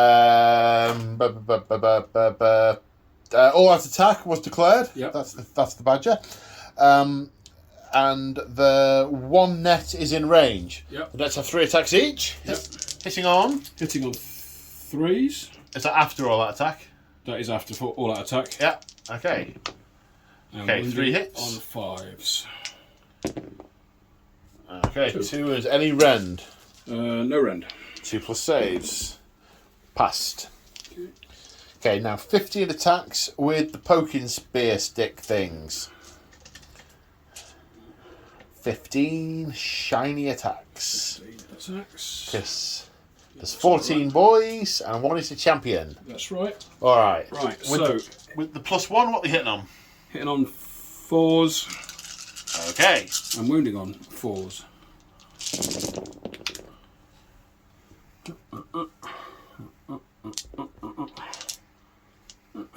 Not right. 5. Wounding on 4s. 4. No rend. 4 saves of 2+. 4 passes. I've misjudged this. That's the only threat I've got left on the board, in reality. Speaking of threat, oh God, where am I going to go next? I need to think. Right, I'm going to activate my Sequitur. I'm channeling my etheric energy into my weapon, so 6s to hit become 2 hits.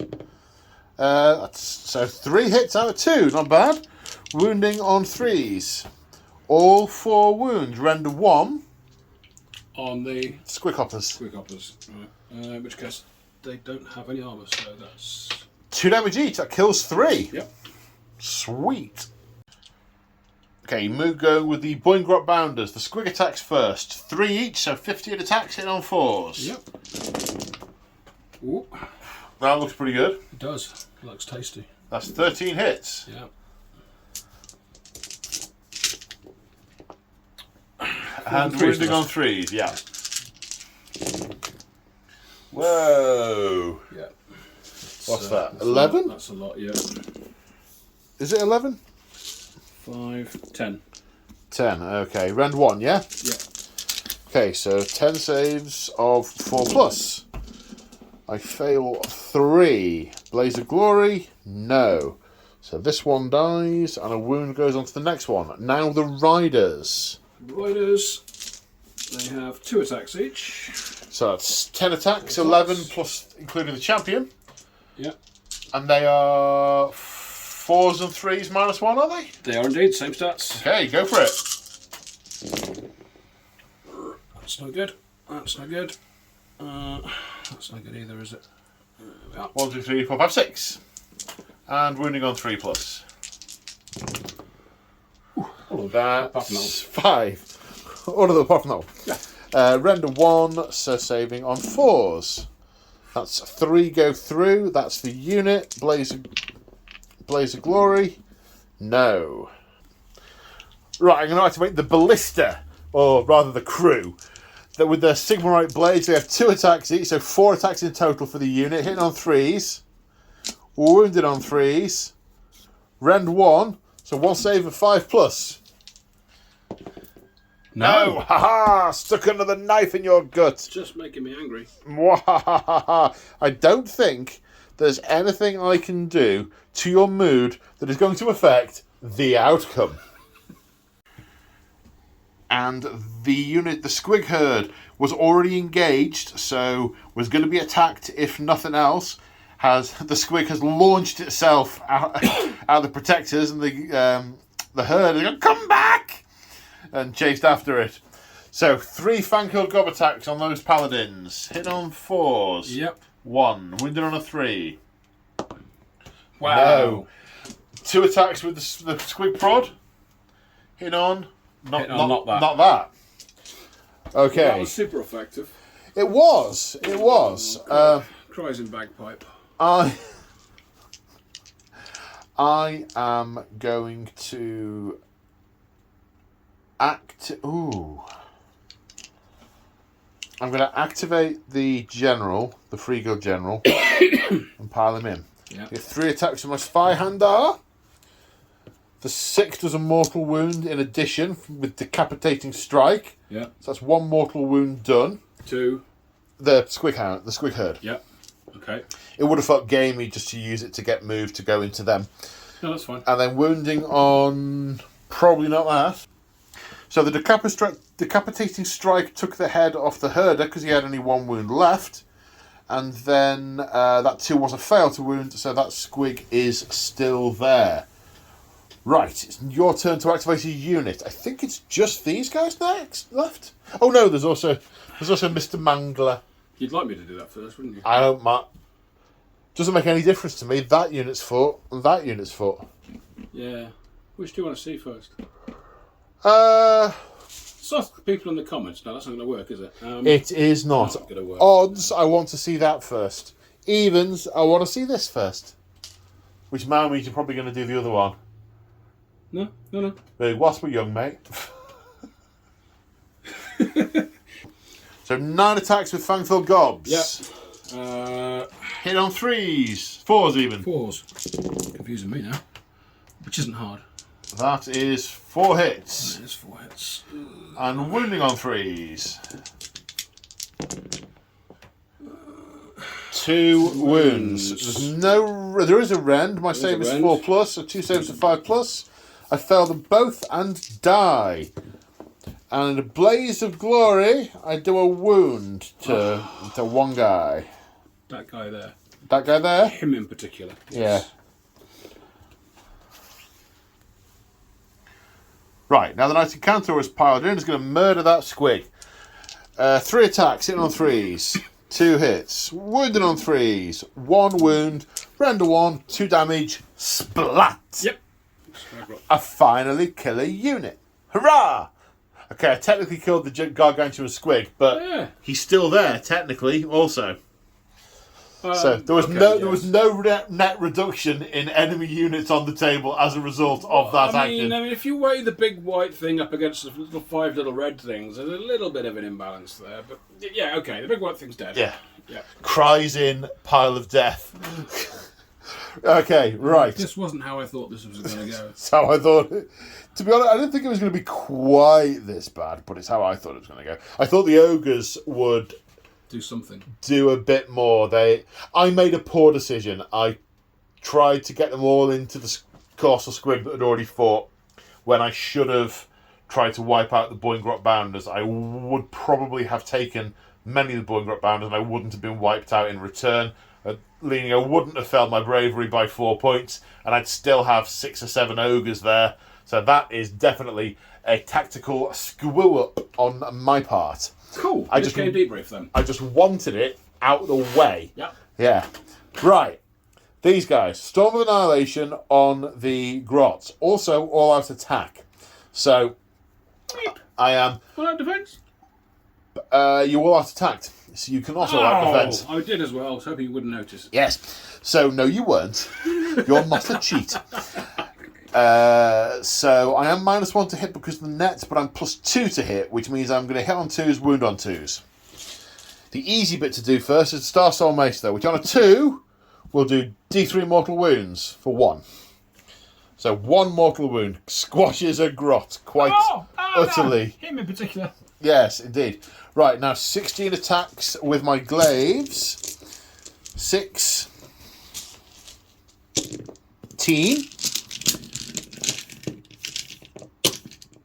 Hitting on 2s, wounding on 2s.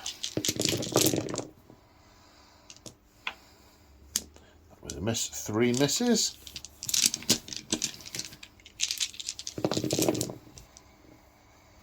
One failed to wound. 5, 10, 12 at -2. What's the save? What's their save? Probably not that. They got a 5. 5 plus 8. Well, you Mystic Shield them earlier. I did, so yes, that's a 6. You've got... Did I say 12? You did say 12. I said so 12 saves a 6 plus.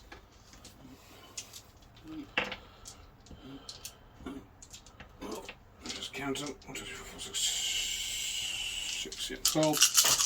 12, 6 was that? Yeah. Come on, you 6s. Some. Made 2 2. saves. Yep. 10 dead. Plus the 1 from a minute ago, the Star Soul Mace. Mushed. 11 in total. Yeah. Okay, we just did the Kasplat rule from the charge from the Mangler Squig to put an extra wound on the Ballista. Now we have 4 attacks from a massive Fangful Gob. Yep. 3s and 3s. 4 hits. That was 4. The 3 that you just discarded was a 3. Which I say 3s and 3s. You yeah. did? Yeah. And then 3s. That's not so great. 2. With a rend of... With a rend of 1. Okay, my save is 4 plus normally, so 2 saves are 5 plus. Fail them both. D6 damage each. 2d6 damage. 3 damage. Takes it to 7 taken out of 9. There's 7 attacks from balls and chains. 3s and 3s.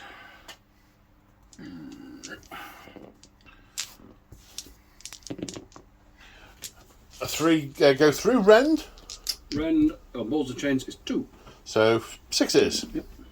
No. Well, 1 past 2 go through damage. D3. Only 2 went through, mate. But 3 is enough. Even 2 is enough to kill it, so it doesn't make any difference. Yep. It is dead. Oh, does it get Blaze of Glory?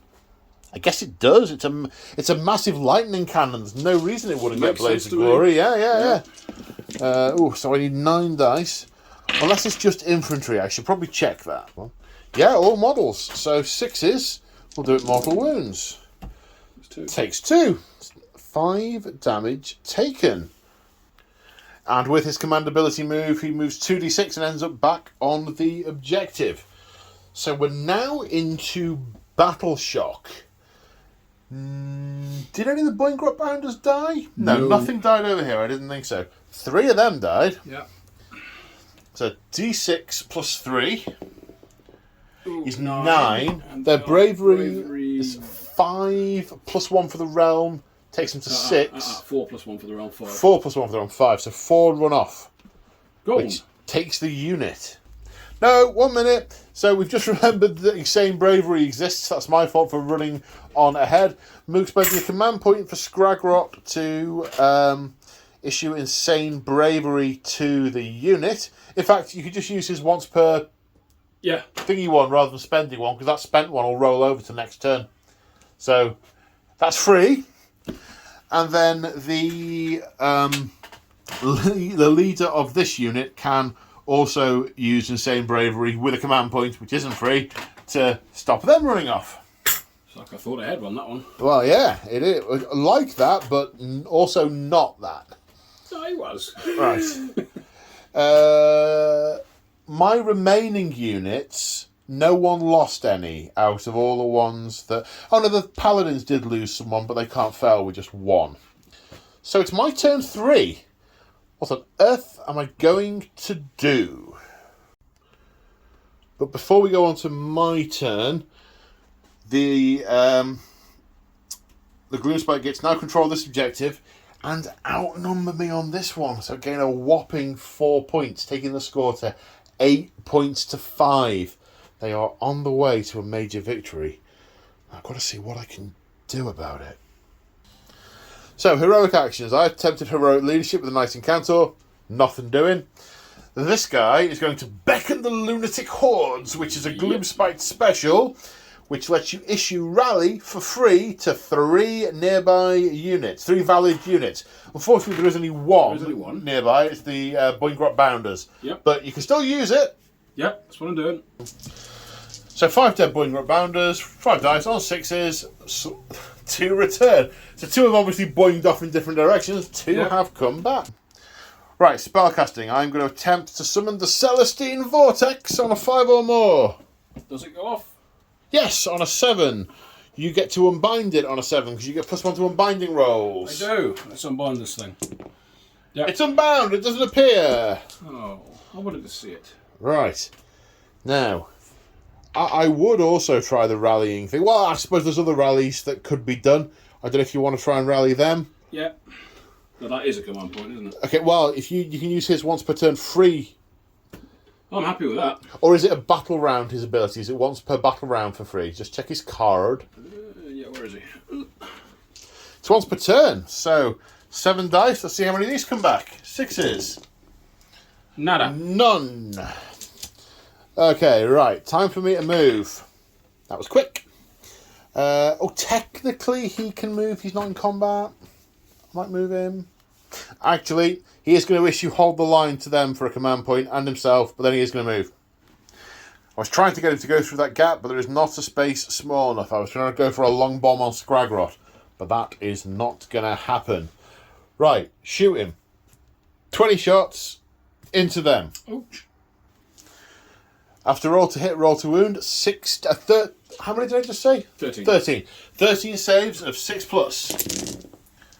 Okay, you make 3, but 10 enough. wounds get through, which kills 5 of them. There's only 3. They are gone.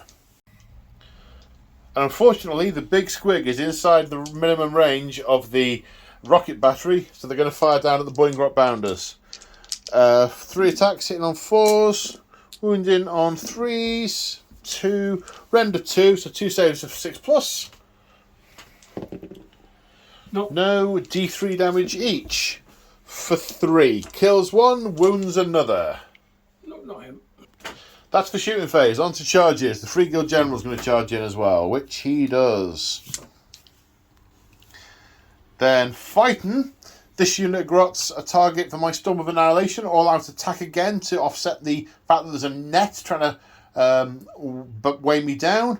15 attacks. Hitting on 2. Are you wanting to all-out defend? I mean, it would seem like a waste of a command point, but yeah. Well, you've currently got a 4+ save. This will give you a 3+ save. My rend is 2, so you might get some surviving. Yeah. Hitting on 2s. I mean, that is 4 1s. Then wounding on 2s because of Storm of Annihilation.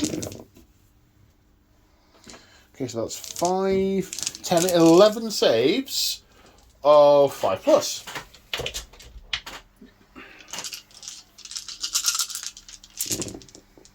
How many get through? 1, 2, 3, 4, 5, 6, 7, 8, 9.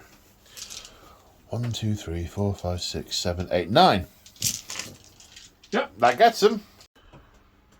So at the end of the battle round, I've reclaimed this objective and score a point, taking the score up to 6 points to 8 in favour of the Gloomspite.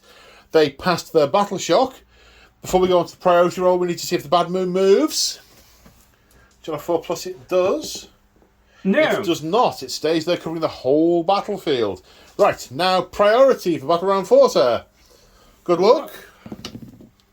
2, 6. So are you taking the first turn or the second turn? Do you know what? I think I'll take the first turn. Yes, Scragrot definitely does not want to be stood in front of them. No. So hero phase.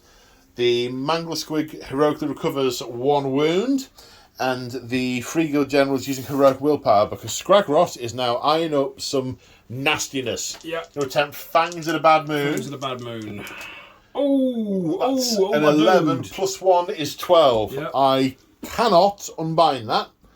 Right. Okay. So, which unit were you targeting? The paladins by any chance? Yes. Yeah. I don't like them. Yeah, okay. So you roll 12 dice, Yeah. and each 4+ is a mortal wound. You could wipe the unit. Yeah, but how likely is that? I mean, realistically. Well, I have seen it. I once saw someone roll 12 dice and get 11 sixes, which were rend at the time. 4 Gene Stealers took out an entire death company. Not that I'm still bitter. No. Oh, okay. No. So I'm guessing you weren't the G's. I was not. 4s. Oh, that's not many 4s. It's about average, mate. Yeah, actually. See? Yeah, I didn't see that one. Yep, so that's 5. 6. 6. Okay, that kills 2 of them. Ow! And for my next trick, Yeah. I'm going to Hand of Gork. Okay, roll for it. 7. Yeah. That is not a That 7. that is a 4, but you could attempt it with the Madcap Shaman. Certainly I'm going to do that because I want him out of there. So Scragrod fails to extricate himself after tearing a big hole in them. Now I'm going to spend a command point on Rally to see if some of these guys can stand up from the deck. Oh, you 3 brute. dice. 3 6s. Come on for Sigmar.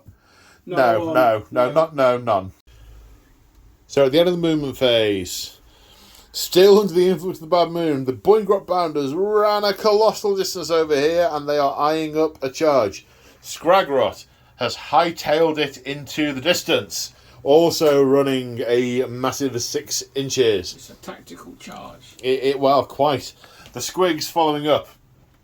The Squig boss running close to the objective and shoving a yellow mushroom in the mouth of these big Squigs. Yep. We'll come to that in a bit. Yeah. No shooting, so we are on to charges. So, Mauler Squig Mauler Squig, yeah. Yeah, he's in. makes the charge.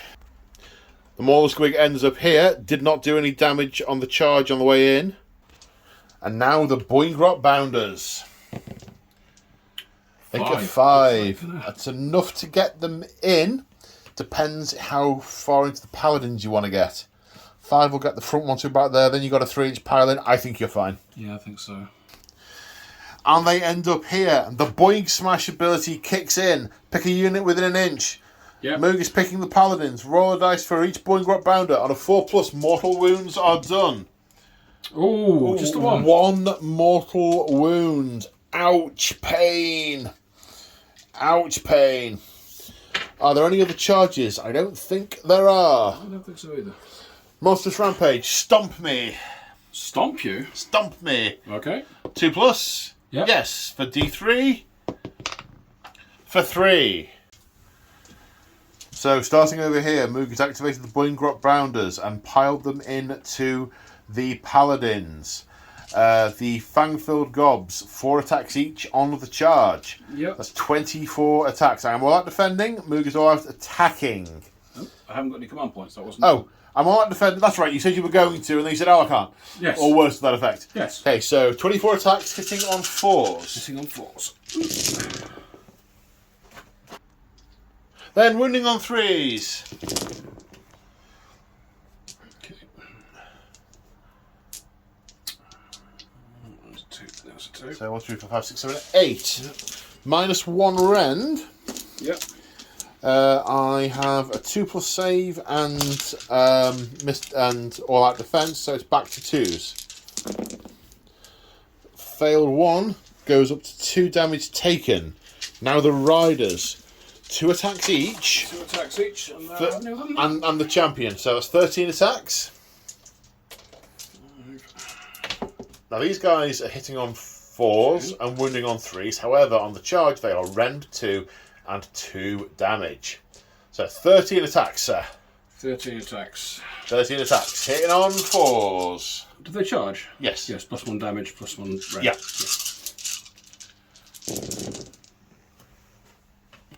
10 hits, winning on 3s. That's a lot of 6s. 8. Okay. It's a waste of 6s, this. Well, indeed. It's the collective noun for 6s rolled when they mean nothing. A waste of 6s.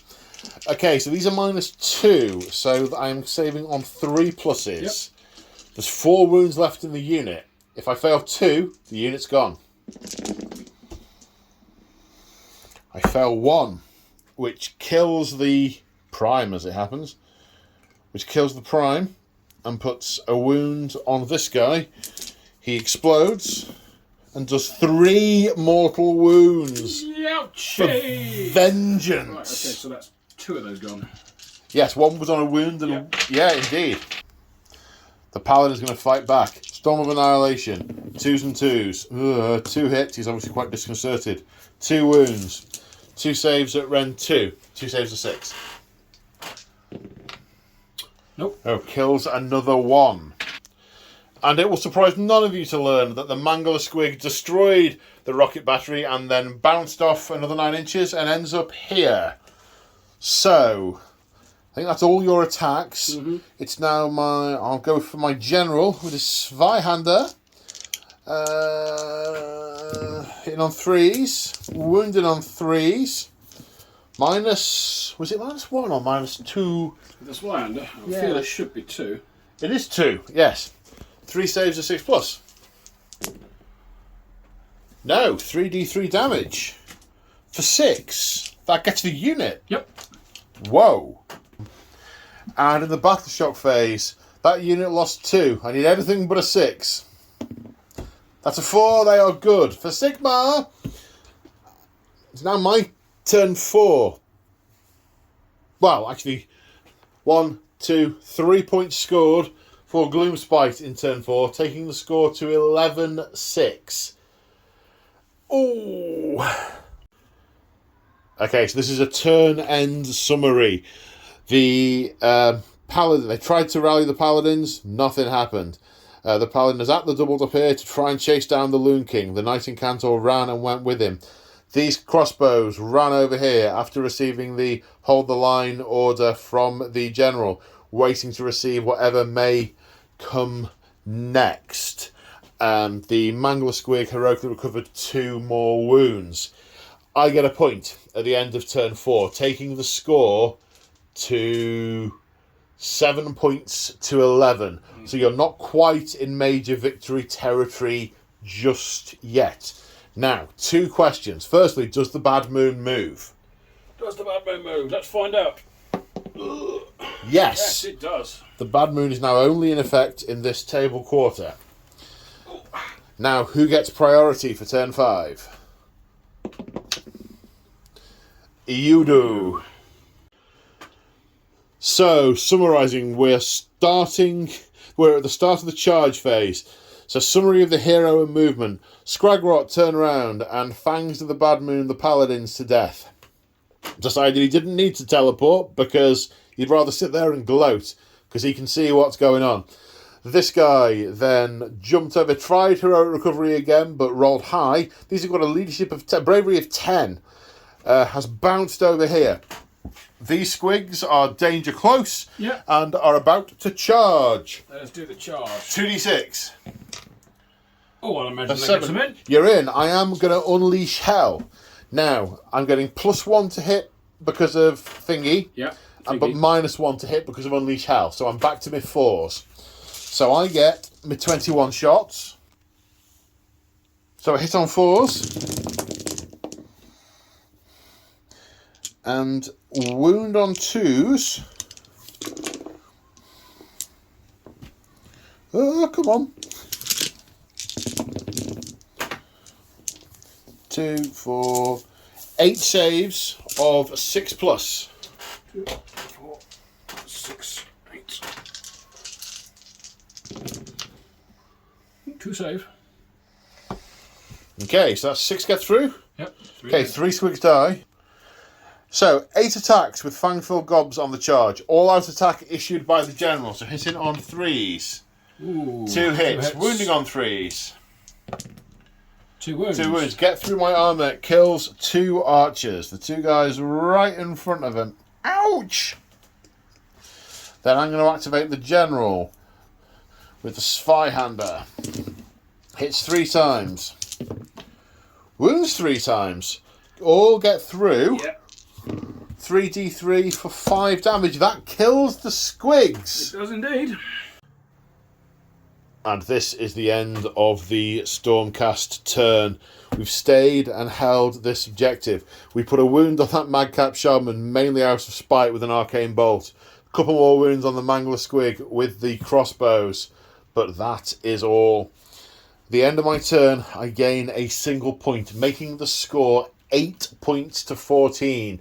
So, by the skin of my teeth, it is ever so slightly... I mean, this is a major victory. I mean, 14 points to 8, that is a major victory. But technically, it's only a minor one. It is what it is. That's fine. Oh, indeed. But this particular battlefield, not the most crucial. As reinforcements start running in to fill up the gap. These forces were the nearest. They're the ones that got here straight away to try and pen the greenskins in, and they did. Well, they failed. But as more reinforcements run up, ranks of liberators from the Knights Excelsior, more ogres. In the distance, there is a colossal roar. Scragrot turns round and sees in the distance the heads of all his Kraken-eater gargants entering the city with a wicked smile to himself. He knows this is the moment. He leans back and screeches into the air in adulation. I hope that's the right word. At hearing the sound, the approaching ogres swiftly turn and barrel into the ranks of the liberators, smashing them aside. This was Scragrot's plan all along. He plays the long game. He sent the ogres here to act as mercenaries, and he has now given them the signal to turn on the defenders of Excelsis at the crucial moment. Now, the city is... The gates have been smashed. The wall has been sundered. The harbour is undefended, and gargants are flooding into the city. And now, as the forces try to defend, they have been betrayed from within and are in disarray as their fortifications, their battle plans, which had relied on their allies, on their mercenaries, start to crumble.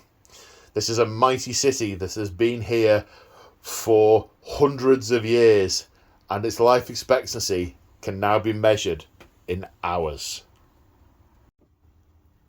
And that, folks, is the end of Chapter 3 of the Siege of Excelsis. Chapter 4 will be a little longer in coming, because I've got about 5,000 points I've got to paint up for some of the games, so ouchie. But, yeah, lots of fun. Mooksa, your thoughts? Curse your sudden but inevitable betrayal. Well, your sudden but no, not mine. There. You can just imagine they were taken down so easily. They're not actually dead. They're lying on the floor, going, "That squig was realistic, wasn't it? Oh yeah." Shh. I think they actually ate Dave. So they leap back to their feet and say, "Oh, it worked then. Yeah, let's go and eat the Umis." Or possibly not. So, the game, rather than the sudden but inevitable betrayal, what do you reckon? Well, to be honest, I was not expecting that outcome. I was expecting to hit your lines and whiff and then die. I'm shocked, frankly. Well, what's interesting about Age of Sigmar, and I've no idea it's going to be true of 4th Ed or not, is the survivability of one's own army is really... The number of wounds is a big factor. And whilst you had relatively low armour on a lot of your units, they had lots and lots of wounds. When I was telling you at the start, I said, look, that unit of ogres that was there, that's a 48 wound unit. You've got to do 48 wounds to that. Well, actually, your squigs that were 24 squigs and 4 thingies, that's 28. That was 56 wounds. It took a huge amount to actually chew through it. Yeah, if you hadn't killed those squig herders, the actual herders, you'd called back quite a few more. Yeah. And then I would have been really gummed up, and you'd have got this objective, and it would have been more major. Yeah. This guy, as I mentioned partway through, I am ruining the decision to focus on the colossal squig. I just didn't want it doing that to me again. but It's a big fearsome unit. It's I could have. What's the 40k term? Distraction Carnifex. That's the one. It's not a distraction Carnifex. It's more like a Titan thing. Titan. Okay. Yeah. Yes. Okay. He's horrible. He's a legend for a reason. Yeah, it's a really nice model. It's a nice unit. Yeah. You got to do something about it. Yeah. I mean, Scragrot was always going to bring the big guns to this fight, because if you're not going to bring, if you're only ever going to bring them once, you bring it to this. His plan is taking this city, and he is 90% of the way there. We'll find out the resolution to that in chapter 4. But you had 3 really hard units. You had the Mangler Squig, you had the Colossal Squig, and Scragrot. Now, he didn't do a huge amount, but you know what? His mortal wound output took out the Paladins, and they would have marched through and killed a lot more. Yeah, he's well worth the points, he is. He really is. Yeah, he is. And if this were a 3K game, for instance, and you had a lot more, units of Grots, then his rallying thing would have come into it a lot more. I'd have been overwhelmed by numbers. And the Loon Shrine. If I'd had a Loon Shrine, that would have come into play as well. Well, yeah, that's very much a narrative thing, though. Yeah. They build the Loon Shrine out of Loon Rock where it lands, and a Loon Meteorite hasn't landed here, so they couldn't have it. This is them emerging from polluted Skaven tunnels, so did not fit the narrative to do that. No. But yeah, it was. It hit like an absolute brick. And I'll be honest, I'm quite surprised how well my force actually hit back, given the age of some of the units. And I did take quite a few off. Now, that's because most of your army was punch, not resistance. Yeah. A couple of my units survived some things quite well, but even my Redeemer units, there wasn't a lot I could really deal with them. You bouncing over in turn 1 and taking out my prime meant I couldn't all-out defend, which made it really difficult to keep hold of them. And because my army was a bit of a mix, I sort of didn't have many complementary things in the same faction doing the same thing. And that's the kind of menagerie that existed in Excelsis at this point. It was just every all hands to the pump, as it were. Yeah. Well, massive thank you for coming down and playing, sir. More than happy, mate. Any time, seriously. I'm glad you enjoyed it. Leave it on next time. Well, I hope you guys at home enjoyed watching this as much as we enjoyed filming it. If you want to support me, check out the description in the video. There's different ways to do that, like channel memberships, Patreon, and so on. Big shout out, big thank you to all my channel members and to my Patreon supporters. You guys are awesome. You make all this stuff possible. And until next time, until chapter 4, say bye, Moog. Bye, Moog. Bye. Bye.